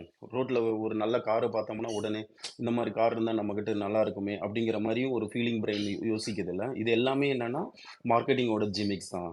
ஸோ அதனால நீங்கள் இருந்துட்டு உண்மையிலே அதில் விழாமல் இருக்கணும்னா so you have to understand having too many options is the pain to you. So அதனால ரொம்ப கம்மியான லெஸ்ஸான ஒரு ஆப்ஷனோட வச்சுக்கோங்க. இன்னைக்கு இருக்கிற இந்த சுச்சுவேஷனில் இன்ஃபேக்ட் இந்த சிகரெட் ஸ்டோரி இருந்துட்டு 150 இயர்ஸ்க்கு முன்னாடி நடந்த ஒரு இதுன்னு நினைக்கிறேன். ஸோ அப்போ ஆப்ஷன்ஸும் ரொம்ப கம்மி. பட் இன்னைக்கு இருந்துட்டு நம்ம வேற எங்கேயோ போயிட்டோம் ஆக்சுவலி.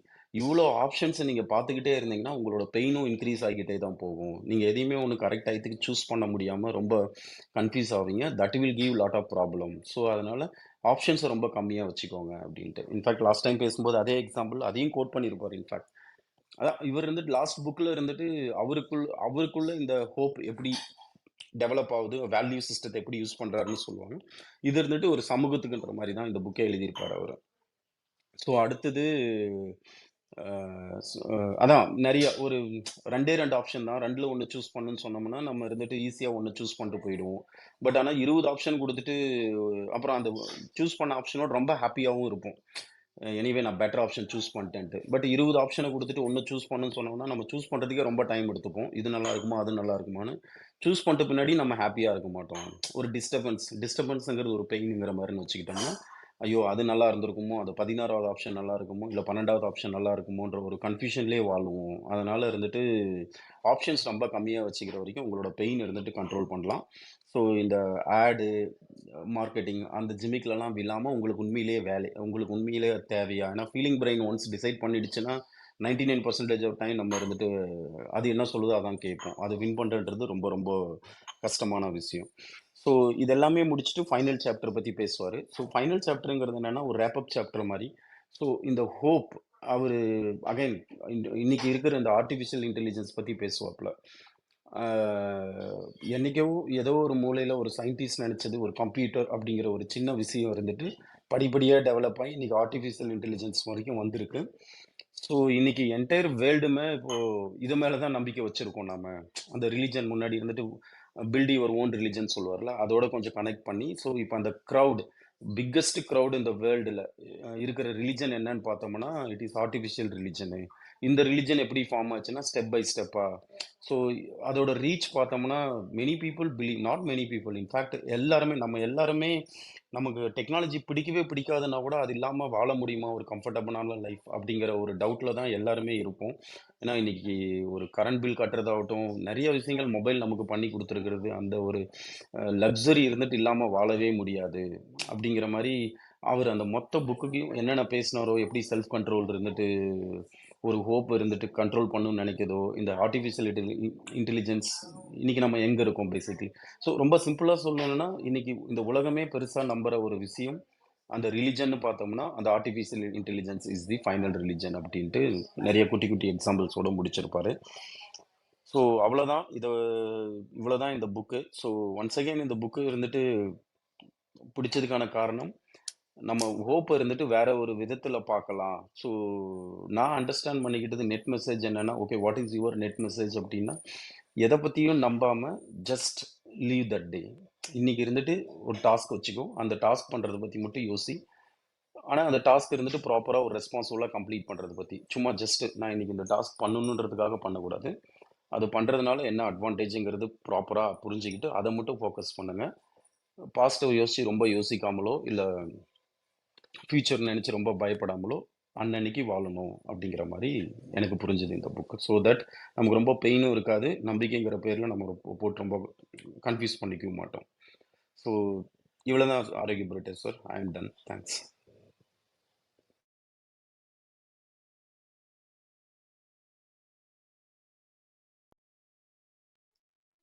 நன்றிங்க அன்பு சகோதரரே. மிகவும் சிறப்பான ஒரு உரை.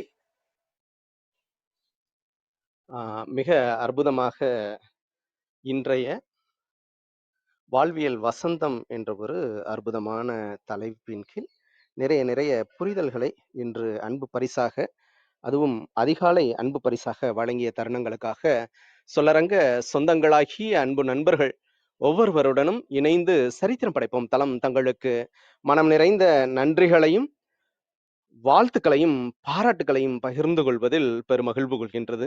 அன்பிற்கினிய நண்பர்களே, நாம் அனைவரும் இணைந்திருப்பது சரித்திரம் படைப்போம் தளம். ஒவ்வொரு வாரமும் ஒவ்வொரு தொகுப்பு, ஒவ்வொரு நாளும் ஒவ்வொரு தலைப்பு, வார இறுதியில் சிறப்பு விருந்தினரின் அழைப்பு, ஞாயிறு தோறும் நமக்கான விடுப்பு என்ற அடிப்படையில் நமது தளம் இயங்கி வருகின்றது. அவ்வரிசையில் இன்று வாழ்வியல் வசந்தம் என்ற ஒரு அற்புதமான தலைப்பின் கீழ் அன்பு சகோதரர் அசோக்மணி அவர்கள் அற்புதமான சிறப்புரையை அன்பு பரிசாக அதிகாலை அன்பு பரிசாக நமக்கு வழங்கினார்கள். நாளை நமது தளத்தில் நிதியியல் சார்ந்த திட்டமிடல் குறித்த ஒரு புத்தக பகிர்வினை, சேம் அஸ் எவர் என்ற புத்தக பகிர்வின் அடுத்த பாகத்தினை அன்பு சகோதரர் நிதியியல் நிபுணர் SR ஸ்ரீனிவாசன் அவர்கள் நாளை அன்பு பரிசாக நாளைக்கு நமக்கு வழங்க இருக்கின்றார்கள். ஒவ்வொரு நாள் நிகழ்வுகளிலும் சரித்திரம் படைப்போம் தளத்தோடு இணைந்து பயணித்திடவும் வாழ்வியல் வழிமுறைகளை இன்னும் இன்னும் செழுமைப்படுத்திக் கொள்ளவும் அன்புடன் அழைக்கின்றோம். இன்றைய வாழ்வியல் வசந்தம் என்ற புத்தகத்தின் வாயிலாக அன்பு சகோதரர் அசோக் மணி அவர்கள் நிறைய நிறைய சிந்தனை களத்தினை நம்மிடையே விதைத்தார்கள்.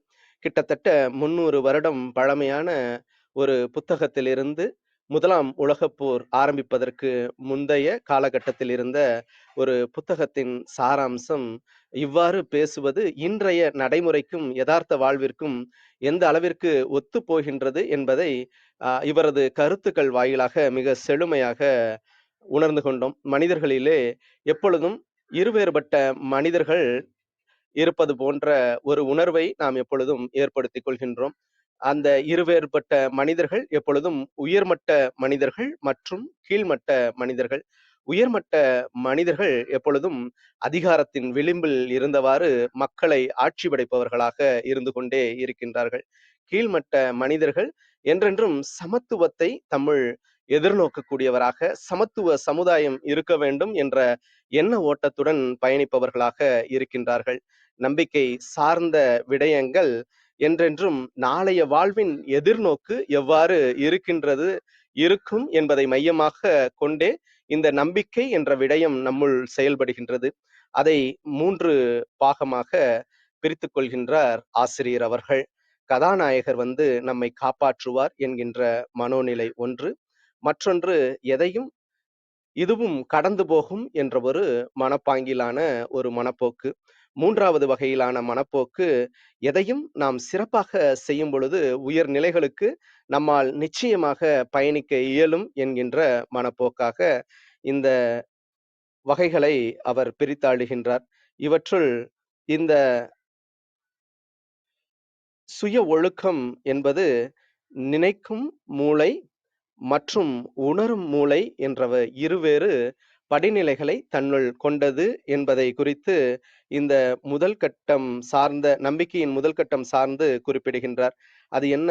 நினைக்கும் மூளை என்பது எப்பொழுதும் திறன் அதிகமுள்ள மூளையாகவும் நினைக்கும் திறன் குறைவாக உள்ள மூளையாகவும் பகுத்து மேலும் பார்க்கப்படுகின்றது.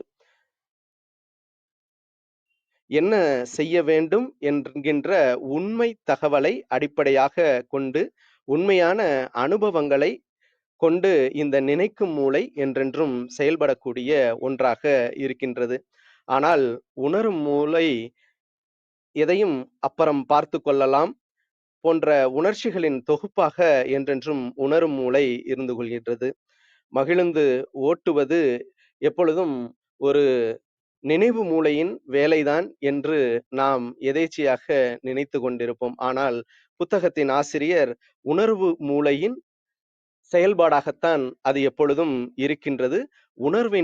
உணர்வு மூளைதான் என்றென்றும் நம்மை ஆட்சி செய்யக்கூடிய ஒன்றாகவும் நமக்குள் பரிணமித்து வருகின்றது என்பது குறித்தும் வெகு சிறப்பாக அசோக் மணி அவர்கள் தமது சிறப்புரை வாயிலாக குறிப்பிட்டார்.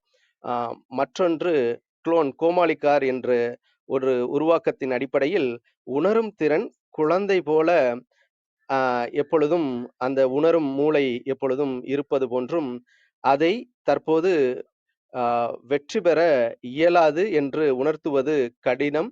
அதற்கு உணர்வுபூர்வமாக பேசினால்தான் எப்பொழுதும் பிடிக்கும் என்பதை வெகு சிறப்பாக குறிப்பிட்டார். எடுத்துக்காட்டாக உடற்பயிற்சி கூடத்தில் நாம் உடற்பயிற்சியை அன்றாடம் தொடர்ந்து மேற்கொள்ள வேண்டும் என்றால் அந்த உணரும் மூளை எப்பொழுதுமே நமக்கு சவால் கொடுக்கக்கூடிய ஒன்றாக, குழந்தை போல எப்பொழுதும் மறுக்கக்கூடிய, பிடிவாதம் செய்யக்கூடிய ஒன்றாக எப்பொழுதும் இருக்கக்கூடியதை நாம் அந்த நினைக்கும் மூளையின் வாயிலாக அதை கொஞ்சம் கொஞ்சமாக புரிய வைத்து அதை உணர்வுபூர்வமாக அணுக வேண்டும் என்பதை வெகு சிறப்பாக குறிப்பிட்டார். ஏனென்றால் சற்று நேரம்தான் அதன் நிலைப்பாடு இருக்கும். மீண்டும் அடம்பிடிக்க துவங்கும் இந்த உணரும் மூளை என்பதை வெகு சிறப்பாக குறிப்பிட்டார். பல வருடங்கள் கூட சில நேரங்களில் ஆகுவதற்கு வாய்ப்புண்டு. ஏனென்றால் அந்த உணரும் மூளையை நாம் எப்பொழுது நம் வசப்படுத்துகின்றோமோ அப்பொழுதுதான் நமது வாழ்வியலில் செழித்தோங்க இயலும் என்பதை குறித்து வெகு சிறப்பாக குறிப்பிட்டார். அது மட்டுமல்லாமல் எனக்கு எல்லாமே தெரியும், ஆனால் செயல்பட முடியவில்லை. ஏனெனில் அது எனக்கு தோன்றுவதில்லை என்று நமக்குள் எப்பொழுதும் அங்காளைத்துக் கொள்பவர்களாக நாம் இருக்கின்றோம். அதற்கு இந்த முக்கிய காரணம் உணரும் மூளை மிக அதிக அளவில் நம்முள் செயல்படுவதுதான் காரணம். நினைக்கும் மூளை, அந்த உண்மைகள், அது மட்டுமல்லாமல் நமது அனுபவங்கள் வாயிலாக இருக்கக்கூடிய அந்த மூளையின் திறனை நாம் கொஞ்சம் கொஞ்சமாக அந்த உணரும் மூளை, உணர்ச்சிகளின் மூளைக்கு கொஞ்சம் கொஞ்சமாக கடத்தி, அந்த உண்மைத்தன்மையை புரிய வைத்து நமது வாழ்வியலை வசப்படுத்த இயலும் என்பதை வெகு சிறப்பாக குறிப்பிட்டார்.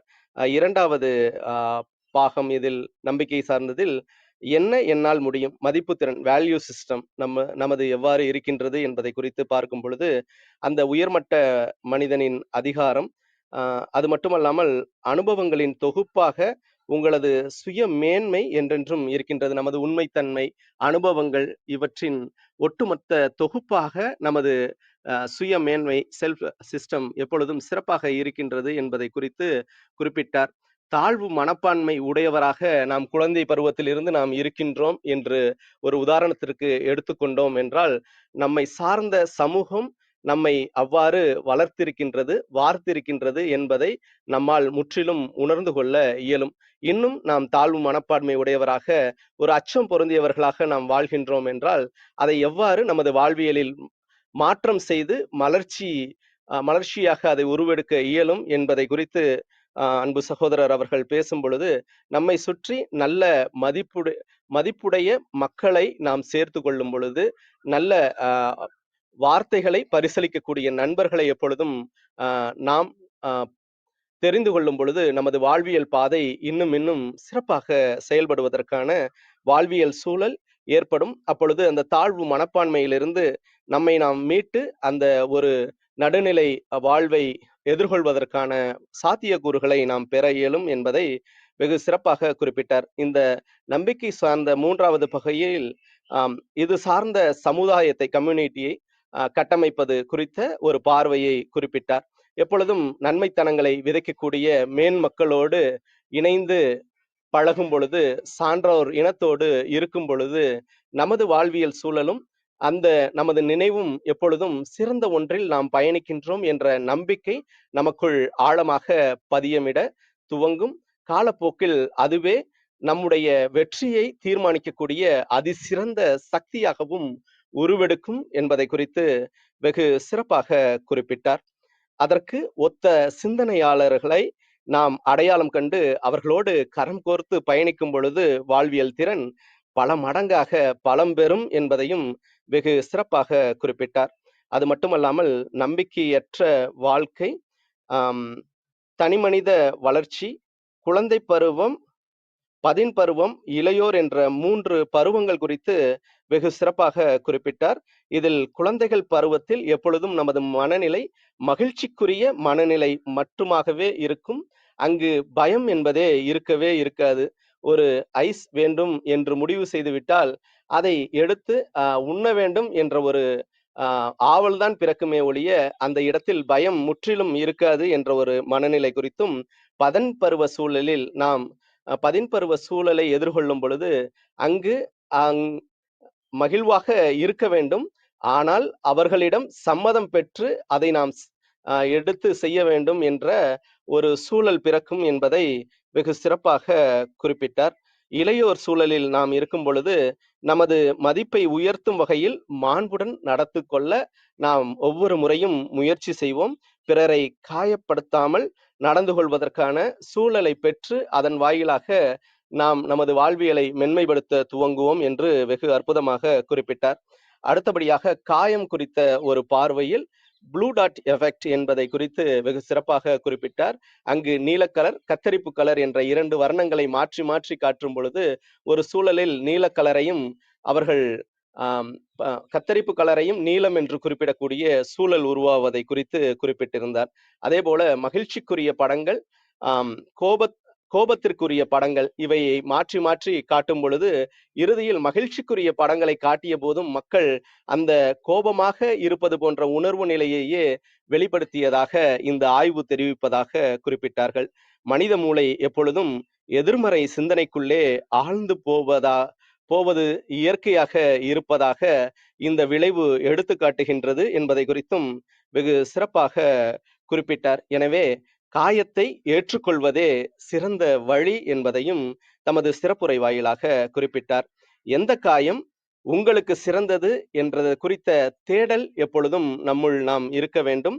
புத்த துறவிகளுக்கான அந்த போராட்டத்தில் அயலகத்தவர்கள் அவர்களை கொடுமைப்படுத்திய பொழுது ஒரு புத்த துறவிக்கு தீ வைத்த சூழலில் அவர் அந்த தியானத்தில் இருக்கும் நிலையிலேயே தம்முடைய உயிரை துறந்தார் என்பதை வெகு சிறப்பாக குறிப்பிட்டார்.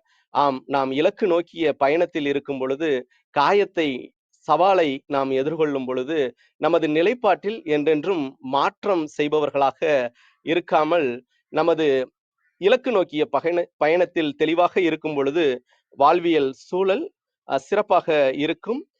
எந்த காயம் நமக்குள் சிறந்தது என்பதை குறித்த தேடலும் காயத்தை ஏற்றுக்கொள்ளும் மனப்பக்குவமும் உடையவர்களாக பயணிக்க வேண்டும் என்பதை வெகு சிறப்பாக குறிப்பிட்டார்கள். குழந்தை பருவம், பதின் பருவம், இளைய பருவம், ஒவ்வொரு சூழலிலும் ஒவ்வொரு சவால்களும் ஒவ்வொரு காயங்களும் இருந்து கொண்டேதான் இருக்கும். அதை எவ்வாறு எதிர்கொள்வது என்பது குறித்த ஒரு பார்வையை கண்டிப்பாக குழந்தைகளுக்கு பெற்றோர்கள் எடுத்து செல்லக்கூடிய ஒரு கருவியாக இருக்க வேண்டும் என்பதை குறித்து இன்றைய சிறப்புரை வாயிலாக வெறு அற்புதமாக குறிப்பிட்டார். சிகரெட் ஒரு உதாரணத்திற்கு குறிப்பிட்டார். இது போன்ற பல்வேறு வியாபார உலகில் வாழக்கூடிய நாம் நமது உணர்வு மூளையை தூண்டி ஒவ்வொரு செயலையும் வாங்க வைப்பது இங்கு வாடிக்கையாக இருக்கின்றது. வியாபார தந்திரமாகவும் இருக்கின்றது. நமது நினைவு மூளையை நாம் எந்த அளவிற்கு பயன்படுத்தி அதிலிருந்து வெற்றி கொள்கின்றோம் என்பது நமக்கான புரிதலாக இருக்கின்றது என்பதை குறித்தும் வெகு சிறப்பாக குறிப்பிட்டார்.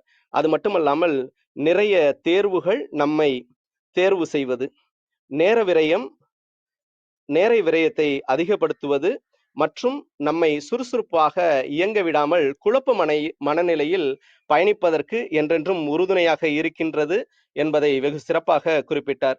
2 தேர்வுகள் தேர்வு செய்து நாம் 2 தேர்வுகளை தேர்வு செய்கின்றவர்களாக இருக்கின்றோமா, 20 தேர்வுகளை தேர்வு செய்பவர்களாக இருக்கின்றோமா என்பதை நமக்கு நாமே தெரிந்து கொள்ள வேண்டிய விடயமாக இருக்கின்றது. 2, 3ற்குள் நமது தேர்வுகள் இருக்கும் பொழுது தெளிவான தீர்வை நோக்கி நாம் பயணிப்பதற்கு இலகுவாக இருக்கும். 20, 30 என்று நாம் பயணிக்கும் பொழுது இதில் இந்த சிறந்ததை விட்டுவிட்டோமோ, இதை விட்டுவிட்டோமோ என்று ஒரு குழப்ப சூழ்நிலையில், மகிழ்வற்ற சூழ்நிலையில் வாழ்வதற்கான வாய்ப்பு அதிகமாக இருக்கும் என்பதையும் சிறப்பாக குறிப்பிட்டார்கள். நிறைவாக சிறந்ததை நம்பிக்கை என்பது அனுபவங்களின் தொகுப்பாக, உண்மைகளின் தொகுப்பாக, நினைவு மனங்களின் தொகுப்பாக என்றென்றும் அந்த நம்பிக்கை இருக்கின்றது. இன்று செயற்கை நுண்ணறிவு கூட அனுபவங்களின் தொகுப்பாக, இதற்கு முந்தைய காலகட்டத்தின் தகவல்களின் தொகுப்பாக என்றென்றும் இருந்துதான் வருகின்றது. எவ்வாறு நாம் நவீன வாழ்வியல் சூழலோடு ஒத்து போகின்றோம், நமது வாழ்வியலை எவ்வாறு நம்பிக்கை சார்ந்து எடுத்து சொல்கின்றோம் என்பது நமக்கான தேடலாக இருக்கின்றது. நினைவு மனநிலையை, அந்த மூளை திறனை நாம் நிறைய செயல்படுத்தி அதை அந்த உணரும் மூளைக்கு கடத்தி அதன் மூலமாக உணரும் மூளைக்கு அதை நாம் புரிய வைத்து நமது வாழ்வியலில் மிக சிறந்த வெற்றிகளை அடைவோம். நமது வாழ்வியலை வசந்தமாக்குவோம்.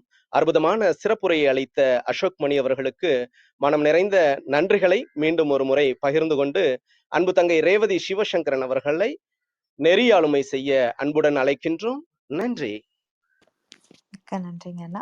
இன்னைக்கு அசோக்கோட பகிர்தல்ல ரொம்ப அழகா நம்ம வாழ்க்கைக்கு என்னென்ன வேணும் அப்படிங்கிறத அவரை படிச்சு அவரை வந்து எந்த அளவுக்கு ரசிச்சு ருசிச்சு படிச்சதை அப்படியே நம்மளுக்கு சொல்லணும் அப்படிங்கிறதுக்காக நிறைய சிரத்தையோட வந்து ஒவ்வொரு விஷயத்தையும் நமக்கு எப்படி புரியுங்கிற விஷயத்துல வந்து ரொம்ப அழகா சொன்னாரு. அது திங்கிங் பிரெயின், ஃபீலிங் பிரெயினுக்கு இருக்கிற டிஃப்ரென்ஸை வந்து கார் ஓட்டையில வந்து ஸ்பீடா போன்னு சொல்றது வந்து ஒரு பிரெயின், இல்ல நீ இதை வந்து இப்படி போன ஒரு அப்பா மகனுக்குள்ள ஒரு ஒரு உரையாடல் மாரி அத சொன்னது வந்து இன்னும் ரொம்ப அழகா எல்லாத்தையும் புரிய வைக்கிற மாரி இருந்தது. அதேபோல எல்லா விஷயங்களும் சரி, நம்மளுக்கு நம்மளுக்குள்ளேயே நிச்சயமா எல்லா விஷயத்துக்குமே 2 பேர் உள்ளுக்குள்ளேயே இருந்து பேசுவாங்க. ஒண்ணு வந்து இல்ல இது சரி, இது சரி செய்யாத அப்படின்னு சொல்லும். இல்ல எனக்கு கொஞ்சம் ஆசையே இருக்கு அப்படிங்கிற மாரி நம்மளுக்குள்ளேயே அந்த போராட்டம் 2 பேருக்குள்ள இருக்கிற போராட்டம் மாரி இருக்கிற விஷயத்த வந்து குறிப்பிட்டாங்க.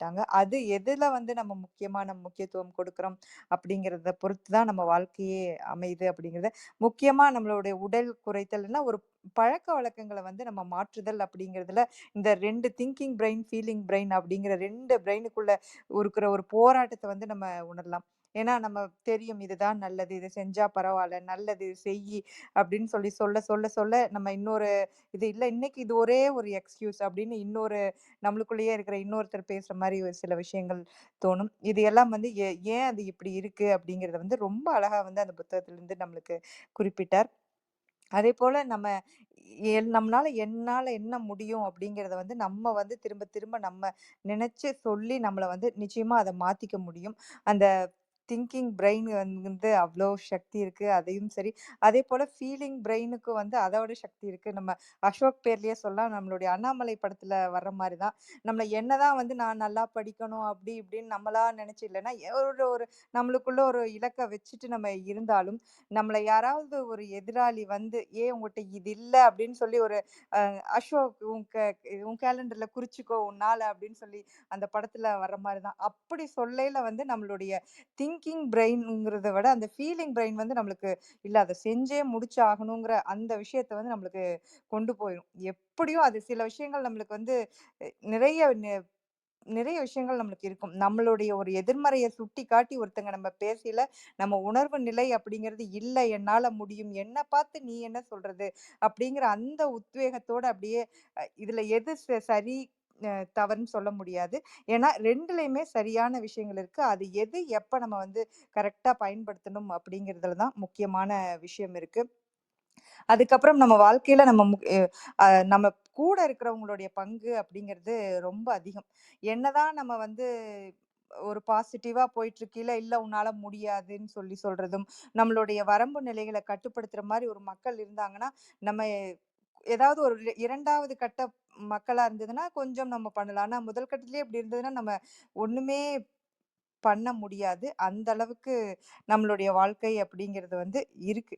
அதனால நம்ம அது ரொம்ப அழகா சொன்னாரு. ரொம்ப அப்படி இருக்கவங்ககிட்ட இருந்து விலகிட்டு, நம்மள ஊக்கப்படுத்துற மாரி வந்து மக்கள்கிட்ட சேர்ந்துக்கணும் அப்படின்னு சொல்லி சொன்னாங்க. நிச்சயமா நம்மளுக்குன்னு ஒரு விஷயங்கள் எது எது தேவைப்படுதோ, அது ஆட்டோமேட்டிக்கா வந்து நம்மளா அமைச்சுக்குவோம். அதேபோல அமையற நிலையும் வந்து இறைவனும் கொடுப்பாரு அப்படிங்கிறதும் முக்கியமான விஷயம். அதுக்கப்புறம் நம்ம மனித மூளை அப்படிங்கிறது நிறைய விஷயங்கள் ஒரு அற்புதமான ஒரு படைப்பு தான். நம்மளே ஒரு பெரிய அற்புதமான படைப்பு. அதிலயும் நம்மளுடைய பிரெயினோட ஃபங்ஷன் அப்படிங்கிறது பார்த்தீங்கன்னா, நம்மள கண்கட்டி வித்த மாரி சில விஷயங்கள்லாம் நம்ம பார்த்துருப்போம். அது இப்படிதான் இல்ல. அது உண்மையா இல்ல. ஆனா நம்மளுடைய மூளைக்கு அது அப்படி தோணுது அப்படிங்கிற மாரி நிறைய விஷயங்கள் இருக்கு. அதுல வந்து அந்த நிறைய எடுத்துக்காட்டுகள் சொன்னாங்க. ஒரு கோபமா இருக்கிறது, ஒரு சந்தோஷமா இருக்கிறது. அந்த 2 இத காமிக்கல. நம்மளுடைய மூளை அப்படிங்கிறது எப்பவுமே எதிர்மறை சிந்தனைகள வந்து ரொம்ப அதிகமா அப்சர்வ் பண்ணிக்குது அப்படிங்கிறதையும் வந்து குறிப்பிட்டாங்க. இது போல நம்ம வாழ்க்கையில எப்பவுமே நம்மளுக்கு ஹோப் அப்படிங்கிறதுக்கு இப்ப இல்ல நம்பிக்கை வச்சா நல்லது. நீ நல்லதே இது பண்ணு அப்படின்னு சொல்லி நிறைய பேர் வந்து சொல்லியிருக்காங்க. ஆனா அதிலயும் தரம் பிரிச்சு நம்ம எத எத எப்படி பண்ணணும் அப்படிங்கிறதுக்கு ரொம்ப அழகா அசோக்குடைய அந்த புத்தக பகிர்வு ரொம்ப அழகா இருந்தது. நம்ம இதுல என்னென்ன நம்மளுக்கு தேவையோ அதுல அத்தனையும் நம்ம பழக்கப்படுத்திக்கையில இனிமேல் நம்மளுக்கு எல்லாத்துக்குமே வந்து எந்த செயலா இருந்தாலும் நம்மளுக்கே தெரியும். ஓ! இது நம்ம திங்கிங் பிரெயின் இப்ப வேலை செய்யுது. இல்ல நம்ம ஃபீலிங் பிரெயின் வேலை செய்யுது அப்படின்னு நம்மளுக்குள்ளேயே நம்ம பேசிக்குவோம். அசோக்கோட எவ்ளோ படிச்சு, எவ்ளோ சிரத்தையா வந்து அசோக் நம்மளுக்கு அவர் சிறப்புரை கொடுத்தாரோ, அதற்கு இணையா அ நம்மளுடைய பிரிட்டோ அண்ணா ஏன்னா நம்மளுடைய திங்கிங் பிரெயின், ஃபீலிங் பிரெயின் அப்படிங்கிறதுக்கு ஒவ்வொன்னுக்கும் வந்து அப்படியே மொழிபெயர்ப்பு அதாவது டிரான்ஸ்லேட் பண்ண புத்தகத்த படிச்சீங்கன்னா உங்களுக்கு தெரியும். அது சாராம்சம் மாறாம, நமக்கு எப்படி தேவையோ அந்த மாரி குடுத்திருப்பாங்க. அதேபோல பிரிட்டோ அண்ணா அசோக் சொன்ன அத்தன விஷயங்களையும் ரொம்ப அழகா அண்ணாவுடைய அதே அழகு தமிழ் பாணியில சொன்னது வந்து அதிசயித்து போனேன்னு தான் சொல்ல முடியும். அந்த அளவுக்கு சூப்பரா இருந்தது. சொன்ன அத்தனையுமே அ நிறைய தமிழ் வார்த்தைகள்ல அப்படியே டிரான்ஸ்லேட் பண்ணி சொல்றது, அப்படியே ஒரு இங்கிலீஷ் புக்கோட அப்படியே படிச்ச ஒரு தமிழ் புக்கையும் படிச்ச ஒரு திருப்தி இருந்தது. மிக்க மிக்க நன்றிங்க அசோக். மிக்க நன்றி பிரிட்டோ அண்ணா. இப்போ நம்ம விஜயா அம்மாவுடைய பகிர்வுக்கு போலாம். விஜயா அம்மா நீங்க பேசலாம். நன்றிகள் அம்மா. வாழ்க வையகம், வாழ்க வையகம், வாழ்க வளமுடன். குரு வாழ்க, குருவே துணை. சரித்திரம் படைப்போம் தளத்திற்கு நன்றி. அதை எடுத்து நடத்தி சரித்திரம் படைத்து கொண்டிருக்கும் ஆரோக்கிய பிரிட்டோ அவர்களுக்கு பல கோடி நன்றிகள். அதில் நடைபெற்று கொண்டிருக்கும் கற்பனை களம் ரேவதி சிவசங்கரன் அம்மா அவர்களுக்கும் பல கோடி நன்றிகள். வேல் ஐயா அவர்களுக்கும் பல கோடி நன்றிகள். மற்றும் நம் குழுவில் குழுமை இருக்கும் அனைத்து அன்பு உள்ளங்களுக்கும் என் மனமார்ந்த நன்றிகளும் வாழ்த்துக்களும். வாங்க வாழ்த்து பயனுக்கும் போயிடலாம். கண்களை மூடி அமைதியா உட்காந்துக்குவோம். நாம் அமர்ந்துள்ள இந்த இடம் முழுவதும் நல்ல தூய தெய்வீக ஆற்றலே நிரம்பின. அப்படியே பாருங்க. அருட்பேராற்றல் உடலிலே உயிரிலே அலையலையாக பாய்ந்து நிரம்புவதை உணர்கிறோம். அன்னைக்கு வணக்கம், தந்தைக்கு வணக்கம், அருள்நிறை ஆசான் வேதாத்ரி மகர்ஷி அவர்களுக்கு வணக்கம். குரு வாழ்க, குருவே துணை. அருட்பேராற்றல் இரவும் பகலும் எல்லா நேரங்களிலும் எல்லா இடங்களிலும் எல்லா தொழில்களிலும் உறுதுணையாகவும் பாதுகாப்பாகவும் வழிநடத்தியாகவும் அமையுமாக. வாழ்க வளமுடன், வாழ்க வளமுடன், வாழ்க வளமுடன். அருட்பேராற்றல் கருணையினால் இங்குள்ள அனைவரும் நல்ல உடல் நலம், நீல ஆயுள், நிறை செல்வம், உயர் புகழ், விஞ்ஞானம் பெற்று சிறந்தோங்கி வாழ எல்லாம் வல்ல இறைநிலையோடு இணைந்து வாழ்த்து மகிழ்கின்றேன். வாழ்க வளமுடன், வாழ்க வாழ்க. இறையாற்றலே பக்கத்துணையாகவும் பக்கபலமாகவும் இருந்து வழி நடத்துவார். நன்றிகள் அம்மா. அசோக் மணி அவங்க புத்தகம் வாயில படிச்சுட்டு எவ்வளோ புத்தகத்தை படித்து எவ்வளோ காலம் பின்னாடி உள்ள புத்தகத்தெல்லாம் படித்து மிக அருமையாக நமக்கு எடுத்து விளக்கம் கூறினாங்க. ரொம்ப அற்புதமாக இருந்ததுங்க ஐயா. அதில் என்னென்ன சின்ன வயசுலேருந்தே நம்மளை கொட்டி கொட்டி அப்படியே அடக்கி வச்சிருக்கிறவங்களை நம்ம எப்படி பண்ணணும், கொஞ்சம் அவங்கள தள்ளி வச்சுட்டு நம்ம செய்ய வேண்டியதை ஆக்கப்பூர்வமாக செய்யணும் அப்படின்னு விழிப்பு நிலைக்கு வரணும் அப்படின்னு மிக அற்புதமாக சொன்னாங்க. அப்படி இருக்கும்பொழுது நம்ம எதுவும் முடிவு எடுக்க முடியாது, செய்ய முடியாது, பேச முடியாது, நிறைய கஷ்டங்கள் இருக்கும். அதனால ஐயா அவங்க சொன்னது 100க்கு 100 உண்மை. இப்படி நம்ம அவங்கள தள்ளி வைக்கலன்னா நம்ம தள்ளி இருந்து நம்மளை அது பண்ணிக்கணும்னு சொல்கிறேன். நன்றி ஐயா. நிறைய பேசுனதுங்க, நிறைய புரிஞ்சுது. நீங்கள் நல்ல உடல்நலம், நீல ஆயுள், நிறை செல்வம், உயர் புகழ், விஞ்ஞானம் பெற்று சிறந்தோங்கி வாழ வேண்டும். வாழ்க வளமுடன், வாழ்க வளமுடன், வாழ்க. இன்னும் நிறைய கருத்துக்களை நீங்க சொல்லணுங்க ஐயா. நன்றிகள் ஐயா.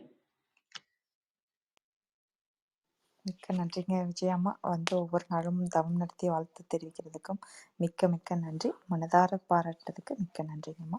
வணக்கம் வேல், இப்போ நீங்க பேசலாம். வாய்ப்பிற்கு நன்றி அக்கா. அனைவருக்கும் இனிய காலை வணக்கம். ரொம்ப நாள் கழிச்சு அசோக் மணி அவங்களோட ஒரு புத்தக பகிர்வு ரொம்ப நல்லா இருந்துச்சு. அசோக் மணி அவங்களுக்கு நன்றி.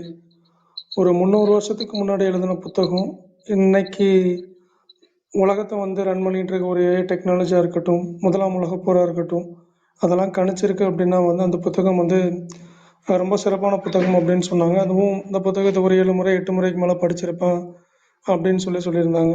ஸோ அது அதுக்கப்புறம் என்ன எதை பற்றி அதிகமாக பேசுதுன்னா மனநிலை.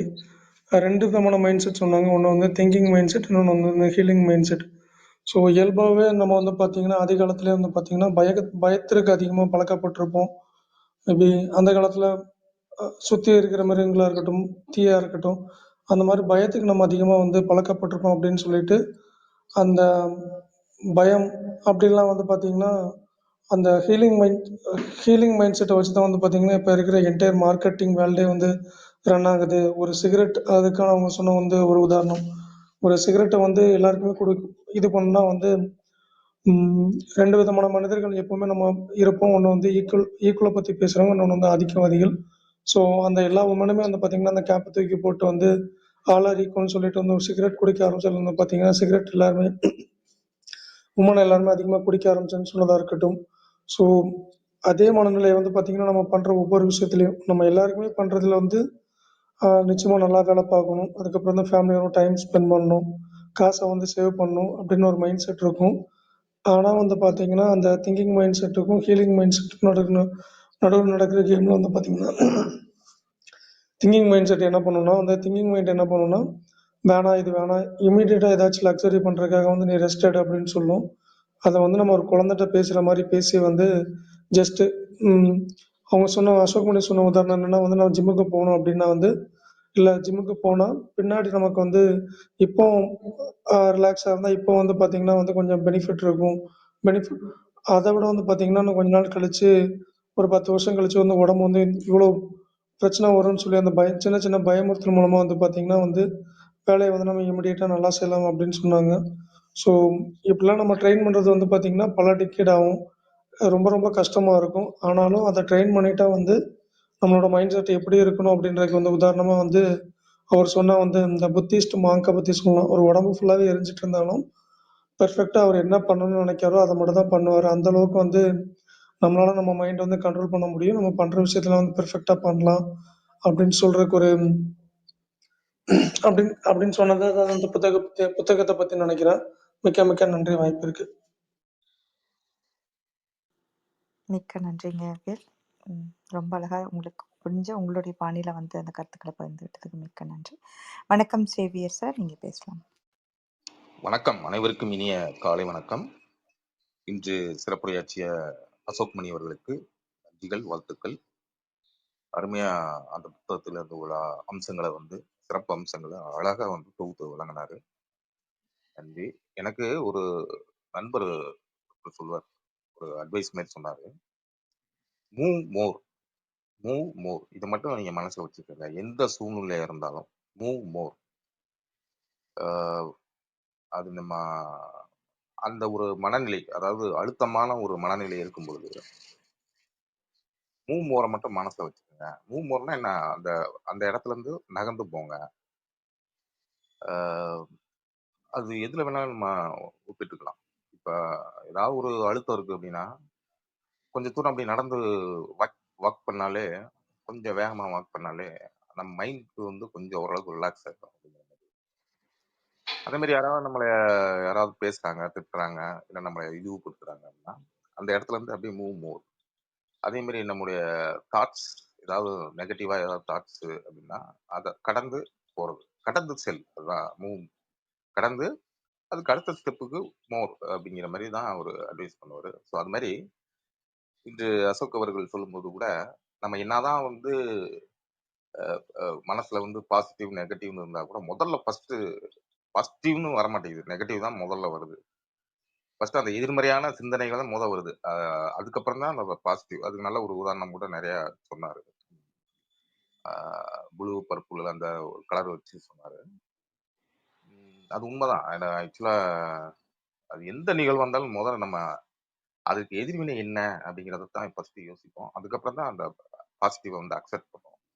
இது பயங்கர சைக்கலாஜிக்கல் நிறைந்த ஒரு நல்ல ஒரு அருமையான புத்தகம். அதை பகிர்ந்திருக்கிறாரு. அது 300 வருஷம் சொல்றாரு வேலு, அது தெரியல. 300 வருஷத்துக்கு முன்னாடியா, அது தெரியல. சேவியர் சார், அது எல்லாருமே 300 வருஷம் சொல்லிட்டு இருக்காங்க. ஆக்சுவலி அந்த ஆத்தர் ஒரு புக்கை எழுதியிருப்பாரு, காட் இஸ் டெட் அப்படின்னு சொல்லிட்டு. நான் இப்போதான் கூகுள்லையும் போய் செக் பண்ணேன். 1882 எழுதியிருக்காங்க அந்த புக்கை. ஸோ அந்த புக்கில் இருந்தால் அவர் இந்த கதையை, இந்த புக்கோட ஒரு கான்செப்டே அவருக்கு வந்த மாதிரி எனக்கு தோணுச்சு அந்த புக்கை படிக்கும் போதுன்னு சொன்னேன். அது வேற புக்கு, அது காட் இஸ் டெட் அப்படின்னு சொல்லிட்டு ஃபீட்ரிக் நீச்சேன்னு ஒருத்தர் எழுதின புக் அது. அந்த புக்கு படிச்சுட்டு அவருக்கு இந்த கான்செப்ட் வந்திருக்கும், ஏன்னா அந்த புக்கை பற்றி எழுதியிருப்பார் இந்த புக்கில் அப்படின்னு நான் சொன்னேன். ஆக்சுவலி இந்த புக்கு இருந்துட்டு 300 வருஷம்லாம் இல்லை, 2008 எழுதின புக்குன்னு நினைக்கிறேன். இப்போ நான் பேசின புக்கு, இன்னைக்கு பேசின புக்கு. இந்த கிளாரிஃபிகேஷன் கொடுக்கணும்னு நினச்சேன். எல்லாருமே 300 இயர்ஸ் 300 இயர்ஸ்னாங்க. அது தப்பான இன்ஃபர்மேஷன் நம்ம ஷேர் பண்ணிட்டோமோன்றதுக்காக செக் பண்ணிட்டு சொல்கிறேன். தேங்க்யூ. சிறப்பு சிறப்பு. நல்ல அருமையான ஒரு புத்தகம். நல்லா இருந்தது. அதுதான் இப்போ ஒரு அசோக் கூட ஒரு நல்ல ஒரு ஓட்டப்பந்தய இது ரன்னர். ஆக்சுவலாக அவருடைய பாடியை வந்து இதுக்கு முன்னாடி ஆற்றின உரையில கூட அவருடைய அது சிறப்பு விருந்தினராக வரும்போது கூட அவர் சொன்னார், அவர் நல்ல ஒரு ரன்னர் இல்லையா. நிறைய ரன்னரு, நிறைய மாரத்தான் அதெல்லாம் நிறைய அட்டன் பண்ணி அந்த அப்பதான் நம்ம இந்த மூவ் மோர்னா நம்ம அட்லீஸ்ட் வாக் அவுட் பண்ணணும். வாக் பண்ணும்போது கூட நம்மளோட கான்சன்ட்ரேஷன் வந்து வருதுங்கிறாங்க. நம்ம வாக்கிங் பண்ணும்போது நம்ம ஏதாவது ஒன்று நினைச்சுக்கிட்டே வாக் பண்ணோம்னா குறிப்பா அந்த பாசிட்டிவான ஒரு ஆட்டிடியூட், பாசிட்டிவான அந்த எண்ணங்களை வந்து நினைச்சுக்கிட்டே வாக் பண்ணோம்னா நம்ம மனசுல வந்து ஈஸியா அது ஸ்டோர் ஆகும். அதுக்காக தான் நான் வாக் பண்ணிக்கிட்டே தான் பேசிக்கிட்டே இருக்கேன். பாசிட்டிவான எண்ணம் அந்த அதிகாலை பொழுதுல இந்த சரித்திரம் படைப்போம் தளம் சொல்லிட்டே இருக்கு. மிக்க நன்றி. இந்த தளத்திற்கு நன்றி. காலையில சாப்பிட அசோக் மணி அவர்களுக்கும் எனது மனமார்ந்த நெஞ்சார்ந்த நன்றிகள், வாழ்த்துக்கள்.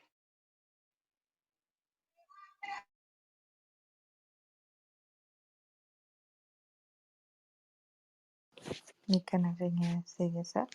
மிக்க நன்றி. தங்களுடைய வாழ்த்துக்களுக்கும் கேள்வி கேள்வி விஜயாமா விஜயாமா உங்களை மியூட் பண்ணிக்கோங்க. மிக்க நன்றிங்கம்மா. மிக்க நன்றிங்க சேவி சார். ரொம்ப அழகாக ஒவ்வொரு புரிதலோடு வந்து கேட்டதுக்கும். ஏன்னா அசோக் வந்து மாரத்தான் ரன்னர் அப்படிங்கிறத வந்து இங்கே நிறைய பேருக்கு தெரிஞ்சிருக்காது அப்படின்னு நினைக்கிறேன். அதையும் வந்து குறிப்பிட்டதுக்கு மிக்க நன்றி. இங்கே கேட்கும் தளத்தில் இருக்கவங்க யாராவது தங்களுடைய கருத்துக்களை பகிர்ந்துக்கலன்னா மேலே வந்து பகிர்ந்துக்கலாம். சரவணன் கண்ணன், நான் உங்களை இன்வைட் பண்ணியிருக்கேன். நீங்கள் அக்செப்ட் இன்விடேஷன் கொடுத்து மேலே வரலான்னு நினைக்கிறேன். உங்களோட அலைபேசியில உங்களோட புகைப்படத்தை நீங்க பிரஸ் பண்ணி கூட அது மூலமா மேல வர முடியும். அதை அக்செப்ட் இன்வைட் எடுத்துக்கிட்டு முயற்சி பண்ணி பாருங்க. நன்றி. நன்றிங்க சரவணன் கண்ணா, நீங்க பேசலாம். சரவணன் கண்ணா, இப்ப நீங்க ஸ்பீக்கர் பேனலுக்கு வந்துட்டீங்க, நீங்க பேசலாம். கமெண்ட்ரி பயங்கரமா இருக்குதே. ஆமாங்க. நல்லா இருந்தது. அதுல நீங்க அசோக் மணி அவர் சொன்ன விஷயங்கள் எல்லாமே வந்து நிறைய வாசிப்பவர்களுக்கு வர்ற ஒரு ஒரு உணர்வு பெருக்கம் தான். எப்போதுமே எழுத்து மொழி வேற, நம்ம ஒரு மணி நேரம் பேசியிருக்கலாம். அதை எழுதணும்னு பார்த்தா நம்மளால ஒரு பக்கம் கூட அதுல ஃபில்டர் பண்ணி எழுத முடியாது. அந்த மாதிரிதான். ஸோ அதுல வந்து ஒரு விதிவிலக்கு வந்து நம்ம ஏபி சார் அவர்கள் பேசுறது தான் எழுதுவாரு, எழுதுறது தான் பேசுவாரு. ஏன்னா நிறைய நான் போன்ல பேசும்போது கூட அவர்கிட்ட பேசும்போது கூட அப்படியே எழுதிக்கிட்டே இருந்தா அதை திருப்பியும் பேசிடலாம். அந்த மாதிரிதான் அவர் பேசுவாரு. ரொம்ப தெரிவு செய்த வார்த்தைகளை பயன்படுத்துவாரு. ஓகே. அசோக்மணி அவரோட பார்வை, ஏன்னா அந்த வாசிப்பின் வாசல் வந்து எப்போதுமே ஒரு தீராத தாகம் தான் சொல்லுவேன். அது நிக்காது. அது அடுத்தடுத்து வேற வேற புத்தகங்கள்ல எப்படி எப்படி சொல்லியிருக்காங்கிறத ஒரு ஒரு பெரிய வேட்கை அது. அது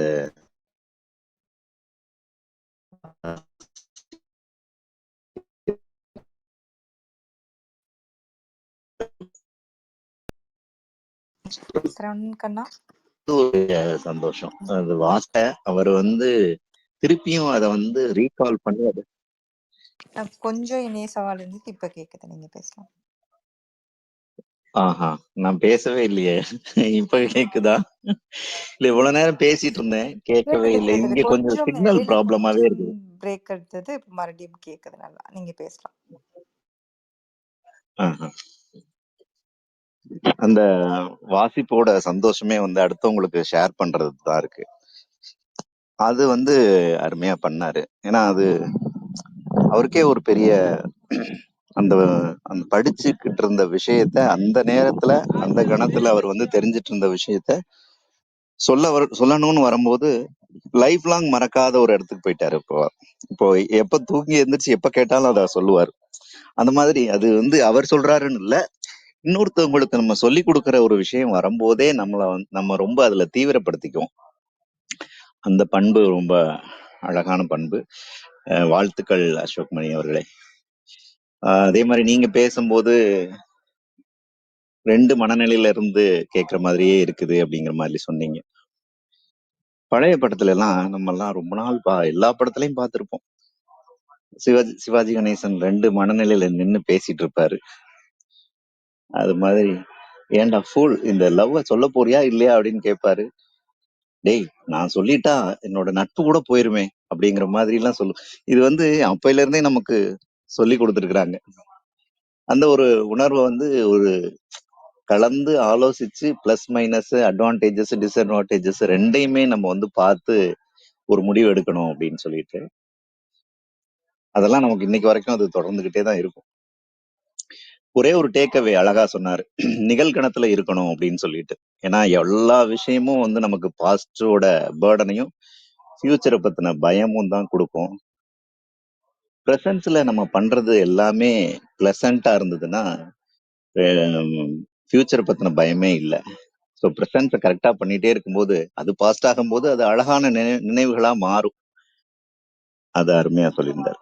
ரொம்ப இந்த புக்கு படிக்கிறதோட பெரிய சாராம்சம் என்னன்னா மற்றவங்களோட வாழ்க்கையில அவங்க முடிவுகளை பார்த்து நம்ம தெரிஞ்சுக்கிட்டு நம்மளுடைய வாழ்க்கையை அழகா நகர்த்தி கொண்டு போறதுதான். அதுதான் இந்த புத்தக வாசிப்போட ஒரு பெரிய டேக்அவே. அதுல கரெக்டா அவரோட கிறிஸ்பா அந்த சொன்ன விஷயம் ரொம்ப ரொம்ப நல்லா இருந்தது. நிகழ்கணத்தில் வாழ் அப்படிங்கிற ஒரு விஷயம். நன்றி அசோக் மணி. தேங்க்யூ. ஸோ மிக்க நன்றிங்க சரவணன் கண்ணா. எப்பவும் போல உங்களுடைய பாணியில ரொம்ப அழகா ஒரு விஷயத்த சொன்னீங்க. பிரிட்டோ அண்ணாவை ஏபி சார்னு கூப்பிட்டீங்கன்னு நான் நினைக்கிறேன். புதுசா இருந்தது. ஏன்னா நாங்க ஆரோக்கிய பிரிட்டோ அண்ணாங்கிறதும் சரி, அப்படியே சொல்லி ஏபி சார்னா கொஞ்சம் முழிச்சேன். அப்புறம் அண்ணா சொன்னவரை தான், ஓ அப்படி நீங்க கூப்பிடுங்களாட்டிருக்குது அப்படின்னு சொன்னேன். மகிழ்ச்சிங்க சரவணன் கண்ணா. எந்த அளவுக்கு ஒவ்வொரு விஷயத்தையும் நீங்க அப்சர்வ் பண்ணியிருக்கீங்க அப்படிங்கிறது புரியுது. நிச்சயமா அண்ணா கூட நம்ம பேசையிலேயே அந்த தெளிவான ஒரு நீரோடை மாதிரி அந்த சொற்கள் விழுகும். அது எப்படின்னு தெரியல. நிறைய படிக்கிறனாலயா இல்ல இயற்கையாவா என்னன்னு. நிச்சயமா அது நம்ம எல்லாரும் கத்துக்கணும். சரி, அதே போல நம்ம ரொம்ப பாராட்டக்கூடிய விஷயமாகவும் சொல்லலாம். ஏன்னா இப்போ அசோக்குமார் பேசையில நம்மள எப்படி சாதாரணமா நம்ம எப்படி பேசுவோமோ, நம்மளுக்கு எப்படி எளிதாக புரியுமோ, ஆங்கில வார்த்தைகள் புரிஞ்சு எங்கெங்க ஆங்கில வார்த்தைகள் தேவையோ அங்கெல்லாம் போட்டுதான் அசோக் பேசினாரு. ஆனா அது அப்படியே அண்ணா பேசையில முழுதா அப்படியே ஒரு தமிழ்ல மட்டும் கேட்கல. ரொம்ப ரொம்ப ஒரு ஆங்கில புத்தகம் படிச்சு அப்படியே ஒரு தமிழ் புத்தகம் படிச்ச ஒரு மனசு திருப்தி இருந்தது. மிக்க நன்றிங்க சரவணன் கண்ணா அதை குறிப்பிட்டதுக்கு. வணக்கம் மஞ்சு மேம், நீங்க பேசலாம். அனைவருக்கும் இனிய காலை வணக்கம். அசோக் மணி அவர்களுக்கு வாழ்த்துக்கள். புத்தகம் வாசிப்பது என்பது மிகச் சிறப்பு. அதனினும் சிறப்பு அந்த அனுபவத்தை நண்பர்களோடு பகிர்ந்து கொள்வதில் பெரும் மகிழ்ச்சி உண்டாயிருக்கும் என்று நினைக்கிறேன். இப்போ இந்த வாழ்த்துக்கள் கூறும்போது தான் நான் உள்ள வந்தேன். அது ப்ரெசன்ஸ்ல இருக்கணும் அப்படின்றது சம்பந்தமான புத்தகம் அப்படின்றது புரிஞ்சுக்கிட்டேன் நம்ம தோழர் சரவண கண்ணா சொல்லும்போது. ப்ரெசன்ட் அப்படின்றதே ஆங்கிலத்துல பார்த்தீங்கன்னா ஒரு கிஃப்ட் அப்படின்னு சொல்லுவாங்க. ப்ரெசன்ட் நம்ம ஒரு நண்பர்களுக்கு ஒரு பிறந்த நாள், திருமண நாள் இந்த மாதிரி நேரங்கள்ல கொடுக்கும்போது அந்த மாதிரி ஒவ்வொரு கணமும் நம்ம ப்ரெசன்ட் நமக்கு ஒரு கிஃப்ட் தான். அதுதான் இந்த புத்தகம் சொல்லியிருக்கு அப்படின்னு நான் யூகிக்கிறேன். நிச்சயம் ரீப்ளேல கேட்க இருக்கேன். வாழ்த்துக்கள். இங்கு ஒவ்வொரு ஆளுமைகளையும் நமது சரித்திரம் படைப்போம் அழைத்து வருவதை நினைக்கும் போது வியப்பாக தான் இருக்கு. வித்தியாசமான ஒரு சில அனுபவங்கள் இங்கிருந்து எடுத்து டேக்அவே எடுத்துட்டு போறோம். அதே மாதிரி சரவணக்கண்ணா அவர்கள் சொல்லும்போது இந்த வாசிப்பு நம்ம மற்றவங்களுக்கு சொல்லும் போது இன்னும் கவனம் ஆயிடுவோம். ஏன்னா நம்ம சொல்லும் போது அவங்க அதை சரியா நம்ம புரிஞ்சுக்கணும், அப்படி நம்ம சொல்லணும் அப்படின்றது ஒரு பெரிய பொறுப்பு வந்துருது. அது அந்த ஆசிரியர் பணி மாதிரி ஒரு குரு அப்படின்ற ஸ்தானத்துக்கு போகும்போது நம்மளுடைய ஜீன்லயே அந்த ஒரு அந்த முக்கியத்துவம் நம்ம கேட்கறவங்க அவ்வளோ கவனிப்பாளர்கள் உன்னிப்பா கவனிப்பாங்க அப்படின்றத மனதுல கொண்டு எடுத்து சொல்லுவோம் அப்படின்னு சொல்லியிருந்தாங்க. அது உண்மைதான். அதே போல சரவணக்கண்ணா ரொம்ப பிஸியா இருக்கீங்களோ? நான் நிறைய முறை தொடர்பு கொள்ள முயற்சி பண்ணப்போ தொடர்பு கொள்ள முடியல. இன்னைக்காவது நீங்க ஓய்வா இருந்ததுன்னா தொடர்பு கொள்ளுங்க. அஹ் உம் சில தகவல்கள் பகிர்ந்து கொள்ள இருக்கிறேன். நன்றி நன்றி. இந்த தளத்துல இத பகிர்ந்து கொள்வதற்கு மன்னிக்கவும். அவரை தொடர்பு கொள்ளவே முடியல. அந்த காரணத்தினால இங்க சொல்ல வேண்டியதா போயிடுச்சு. நன்றி. இந்த வாய்ப்பிற்கு நன்றி கூறி விடைபெறுகிறேன். நன்றி நன்றி. மிக்க நன்றிங்க மஞ்சு பார்க்கும் மேம். நீங்கள் முழுதாக இந்த ரீப்ளே கேட்டு பாருங்கள். ரொம்ப ரொம்ப பயனுள்ளதாக இருக்கும். ஏன்னா நம்மளுடைய மனித மூளை அப்படிங்கிறது வந்து நம்மளுக்கு எப்படி வந்து டிசைன் செய்யப்பட்டதுங்கிறதுலேருந்து அந்த ஹோப் அப்படிங்கிறத நம்ம எப்படி புரிஞ்சுக்கணும் அப்படிங்கிற மாதிரி எந்தெந்த விஷயங்களை நம்ம எப்படி எப்படி அணுகணும்னு ரொம்ப அழகாக வந்து ரொம்ப ப்ராக்டிக்கலாக அசோக் சொல்லியிருக்காரு. நிச்சயமாக நீங்கள் ரீப்ளே கேளுங்க, உங்களுக்கு ரொம்ப பயனுள்ளதாக இருக்கும்.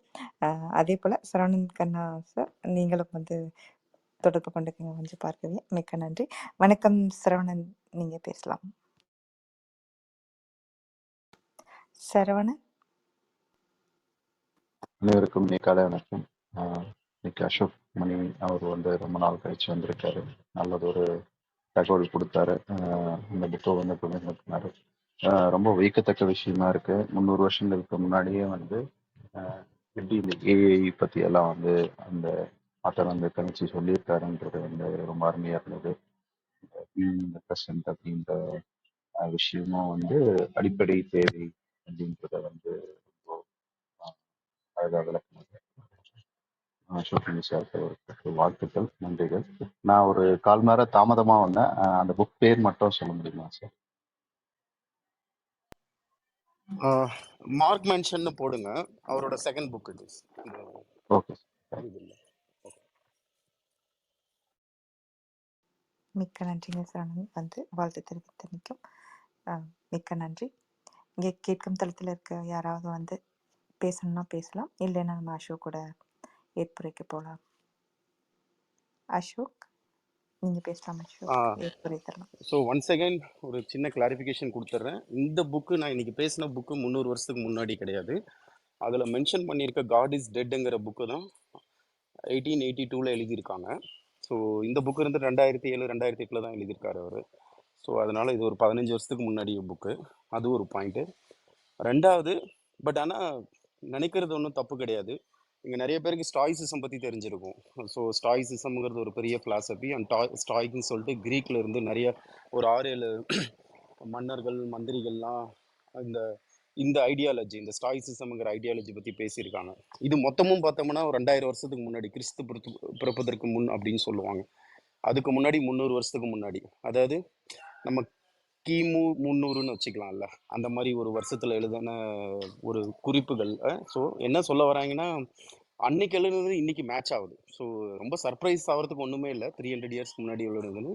அதுக்கு அவங்க சொல்கிற ரீசன் என்னென்னா, இந்த ஸ்டாய்சிசம் டிஸ்கஸ் பண்ணுறது எல்லாமே என்னென்னா, நமக்குள்ளே நடக்கிற அந்த சேஞ்சஸ், நமக்கு உள்ளே நடக்கிற ப்ராப்ளம்ஸ், நமக்குள்ள ஒரு தாட் ப்ராசஸ், இதை பற்றி தான் அந்த ஸ்டாய்சிசம் டிஸ்கஸ் பண்ணியிருப்பாங்க. ஸோ அன்னைக்கும் மனுஷன்தான், இன்னைக்கும் மனுஷன்தான். அன்னைக்கு அவனுக்கு எந்தெந்த பிரச்சனைகள் மைண்டில் வந்ததோ அதே பிரச்சனைகள் இன்னும் வேற ஒரு விஷயத்துக்காக வருது. அன்னைக்கு சாப்பாட்டுக்காக வந்த ஒரு பிரச்சனை இன்னைக்கு இருந்துட்டு ஒரு லக்ஸரி லைஃபுக்காக வருது. ஆனால் தாட் ப்ராசஸ்ங்கிறது ஆல்மோஸ்ட் சேம் தான். அதனால தான் ஒரு 2000 வருஷத்துக்கு முன்னாடி எழுதின அந்த புக்கு நீங்கள் இன்றைக்கி படித்தீங்கன்னா, மேபி யூடியூப்பில் கூட ஸ்டாய்சிசம் கொடுத்தீங்கன்னா நிறைய வீடியோஸ் வரும். ஏதாவது இருக்கிற ஒரு சின்ன ஒரு 10 மினிட் வீடியோ யோசிச்சு பாருங்கள். Definitely you will be surprise. ஏன்னா இன்றைக்கி உங்களோட பிரச்சனைகளை 2000 வருஷத்துக்கு முன்னாடி பேசின மாதிரி இருக்கும். அதனால் இந்த மனுஷங்கன்றது என்னென்னா, நம்ம பிரச்சனைக்கு நம்ம தான் காரணம். அது எப்பயுமே அது இருந்துக்கிட்டே தான் இருந்தது. ஸோ அதை பேஸ் பண்ணி தான் எல்லா புக்குமே. ஃபார் எக்ஸாம்பிள் அந்த நெப்போலியன் ஹில்லோட திங்க் அண்ட் க்ரோ ரிச் அப்படின்ற மாதிரி ஒரு புக் இருக்கும் பார்த்தீங்களா, அதெல்லாம் கூட ஒரு 200 வருஷத்துக்கு முன்னாடி எழுதின புக்கு தான். பட் இன்றைக்கி அது யூஸ் ஆகுறதுக்கு காரணம் என்னென்னா, இது எல்லாமே மனித மூளைகள். நம்மளோட எல்லா புக்குமே பார்த்தோம்னா நமக்குள்ளே நடக்கிற பிரச்சனையை எப்படி ஹேண்டில் பண்ணும் அப்படின்னு தான் போட்டிருக்கே தவிர, அவுட் சைடு பிரச்சனையை எப்படி ஹேண்டில் பண்ணணும்னு சொல்லிட்டு போடவே இல்லை. அதனால தான் அது மேட்ச் ஆகிற மாதிரி தோணுங்க. ஸோ எல்லாருமே ரொம்ப சர்ப்ரைஸ் ஆனீங்க 300 இயர்ஸ்க்கு முன்னாடி எழுதின புக்கு எப்படி இன்றைக்கி மேட்ச் ஆகுதுன்னு சொல்லிட்டு. இன்ஃபேக்ட் அந்த காட் இஸ் டெட்டுங்கிற புக்கு நான் முந்தானத்து தான் ஆர்டர் பண்ணேன், நேற்று வந்திருக்கு. மேபி அதை படிச்சுட்டு அதை ஒரு நாளைக்கு பேசுவோம். பட் அதுவும் நல்லா தான் இருக்கும் கண்டிப்பாக. ஒரு 1882னா 250 இயர்ஸ் முன்னாடி எழுதுனா கூட இன்றைக்கி நிலைமைக்கு நமக்கு ரொம்ப யூஸ்ஃபுல்லாக இருக்கும் தான் யோசிக்கிறேன். அது ஒரு பாயிண்ட்டு சொல்லணும்னு நினச்சேன். ரெண்டாவது, எஸ்கே சாரும் இந்த மாதிரி நம்ம கற்றுக்கிட்ட விஷயம் பேசிட்டோம்னா, அதாவது சொல்லி கொடுத்தோம்னா நம்ம என்றைக்குமே மறக்க மாட்டோம். தூக்கத்தில் எழுப்பி கேட்டால் கூட நம்ம அதை பற்றி பேசுவோம்னு சொன்னார்ல. நானும் ரொம்ப ரொம்ப ஸ்ட்ராங் பிலீவர். இன்ஃபேக்ட் இந்த இதுலேயே கூட நான் ஃபஸ்ட்டு ஆரம்பத்தில் அதான் சொன்னேன். நான் எப்பயுமே நான் ஒரு விஷயம் படிச்சுட்டேன்னா அது இருந்துட்டு சொல்லி கொடுக்கணுன்றது டு பி ஃப்ராங்க் கொஞ்சம் செல்ஃபிஷ் நான் அதில். அவங்களுக்கு எவ்வளோ புரியுதுன்ட்டு இல்லை, நான் எந்த அளவுக்கு புரிஞ்சுக்கிட்டேன், எந்த அளவுக்கு அது கான்ஃபிடென்ட்டாக 4 பேர் முன்னாடி பேசுகிறேன் அப்படின்ட்டு பார்ப்பேன் நான். அதை பண்ணிட்டேன்னா என்னோட அண்டர்ஸ்டாண்டிங் அபவுட் தட் புக் ரொம்ப கிளியர்னு நினைக்கிற ஆளு தான் சார். Thanks sir. நானும் அது ரொம்ப ரொம்ப ஸ்ட்ராங்காக பிலீவ் பண்ணுற ஆளு. Thank you madam. அவ்வளோதான், முடிச்சிட்டேன். மிக்க நன்றிங்க அசோக். ரொம்ப கிறிஸ்பியாக ரொம்ப அழகாக ஒவ்வொரு விஷயத்தையும் பகிர்ந்துக்கிட்டீங்க. நீங்கள் இன்னைக்கு படித்து எந்த அளவுக்கு வந்து நீங்கள் ஒரு செல்ஃபிஷ் அப்படின்னு தான் எனக்கு அப்படின்னு சொன்னீங்களோ அதே அளவுக்கு நாங்கள் சொல்லிக்கிறோம். ஏன்னா அந்த அளவுக்கு எங்ககிட்ட வந்து அந்த புத்தகத்தை வந்து நீங்கள் செலுத்தியிருக்கீங்க. அதற்கு இங்கே இருக்கிற ஒவ்வொருத்தர் சார்பாகவும் நான் நன்றி தெரிவிச்சுக்கிறேன். இங்கே பேசுத்தளத்திலிருந்து பேசிய ஒவ்வொருவருக்கும் நன்றி. விஜயாம்மா, சேவியர் ஐயர் சார், சரவணன் கண்ணா, மஞ்சு பார்கவி, சரவணன் அனைவருக்கும் மிக்க நன்றி. கேட்கும் தளத்திலிருந்து கேட்கும் வேல் அவர்களுக்கும் நன்றி. பேசிய வேல் அவர்களுக்கும் நன்றி. கேட்கும் தளத்திலிருந்து கேட்கும் ஆலயம் திலகவதி மேம், மைக் வனிதா, மு ராமச்சந்திரன் ஐயா, பவுலினா அக்கா, கண்ணன் சார், அன்பு சார், சர்வஜித் மற்றும் மகேஷ் அவர்களுக்கும் மிக்க மிக்க நன்றி. Vanitha Veerapandian, good book review அப்படின்னு சொல்லி தேங்க்யூ அசோக் மணி சார்னு சொல்லியிருக்காங்க ரொம்ப ரூம் சேட்டில். ஆலயம் திலகவதி, அனைவருக்கும் இனிய காலை வணக்கம். அசோக் மணி உரை மிக அருமை, ஆரோக்கிய புரட்டோ சகோதரர் தொகுப்பறை மிக தெளிவு, அருமை அருமை அப்படின்னு சொல்லி குறிப்பிட்டிருக்காங்க. மிக்க நன்றி அனைவருக்கும். இவ்வளோ நேரம் பொறுமையாக இருந்து தங்களது கருத்துக்களை பகிர்ந்தமைக்கும், பொறுமையாக இருந்து கேட்டமைக்கும் மிக்க நன்றி. ரீப்ளே கேட்க போகிற அனைவருக்கும் மிக்க நன்றி. அசோக் ரொம்ப அழகாக ஒவ்வொரு விஷயத்தையும் வந்து எங்ககிட்ட வந்து உங்களுடைய காலை வேளையில் வந்து அனைத்தையும் பகிர்ந்துக்கிட்டதுக்கு மிக்க நன்றி. பிரிட்டோ அண்ணா, வேல், வள்ளி அனைவருக்கும் மிக்க நன்றி. இதோடு நம் தளத்தை நிறைவு செய்து கொள்வோம். நாளை காலை 6 மணிக்கு சந்திப்போம். அனைவருக்கும் நன்றி, அனைத்திற்கும் நன்றி, ஆண்டவனுக்கும் நன்றி. மிக்க நன்றி அனைவருக்கும். 5, 4, 3, 2, 1 நன்றி.